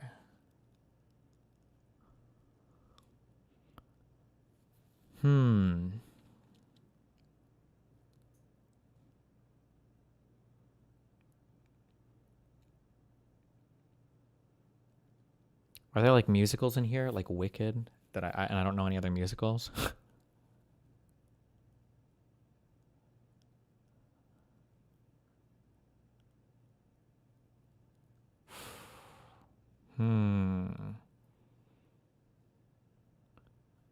Fly, heavy, bantam,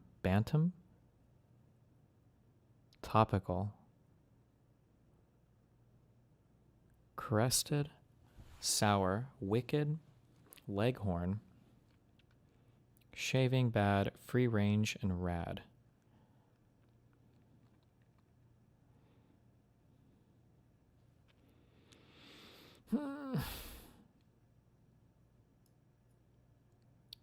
Like things that can be cool. Oh my God. I just fucking boom. Retro slang for cool. Is it all retro shit? Oh, and cream. Boom. Maybe, wait. Yeah. Yes. Something cream. I don't know what the fuck this is. I have no, whatever. What is it? Chicken descriptors. Oh. I thought of free range, like free range eggs. I don't know what a bantam chicken is, a crested chicken, or a leghorn chicken. I have no clue about that. This was the blue one and this was the purple one? Really?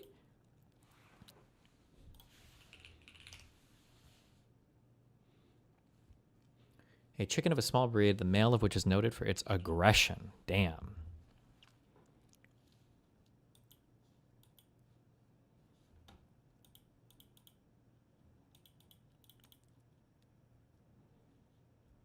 Just found out that if you have a crush on someone for more than 3 weeks...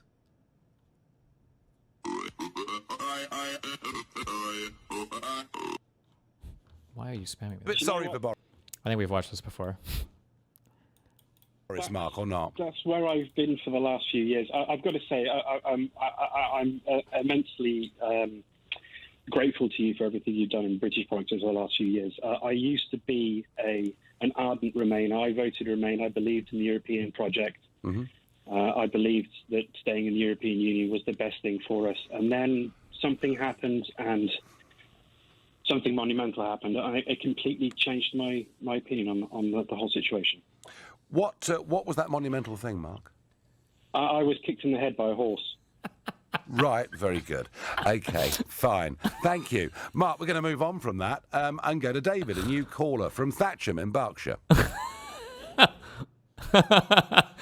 God damn. this one. And there's a Twitch streamer that is watching us and streaming our feed right now. His name is XQC on Twitch. And one of the questions that he is telling viewers to text me and ask, which I've gotten a lot of this, why don't the police shoot the tires?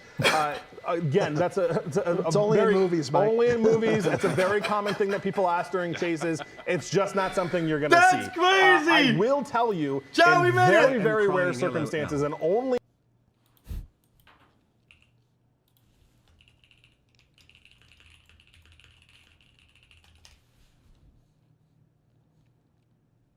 That's crazy, chat.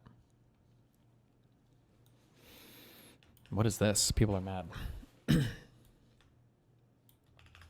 60% of controller players are more accurate than the top 1% of mouse and keyboard players. What? This new analysis shows that the aim assist adjustment did not reduce the gap in accuracy between the two inputs. The average controller accuracy was 36.54%, and the average mouse and keyboard accuracy was 28.41%. A difference of 8.13%. Okay. This amounts to an extremely large effect size. Some more detail.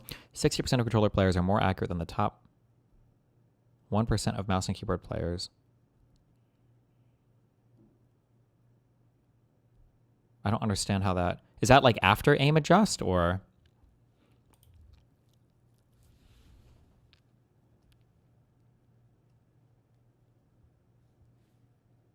This is in Apex Legends.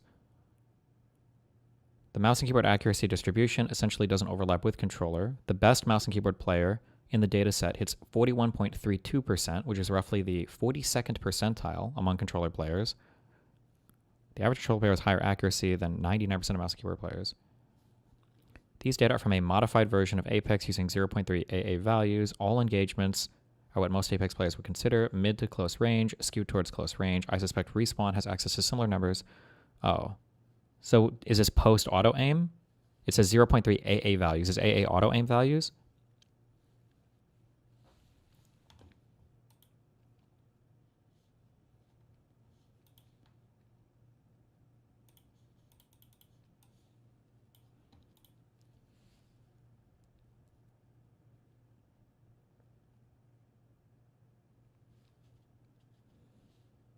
Sample size 3,229. God damn.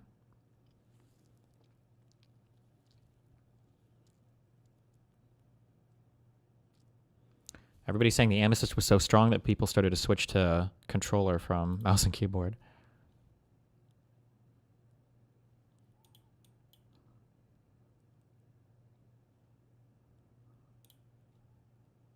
Damn.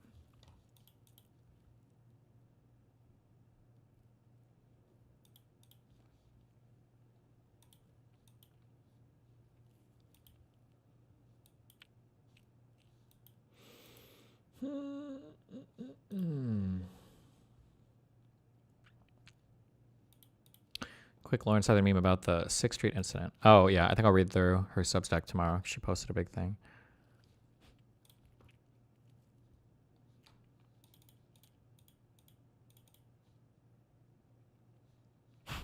Jesus.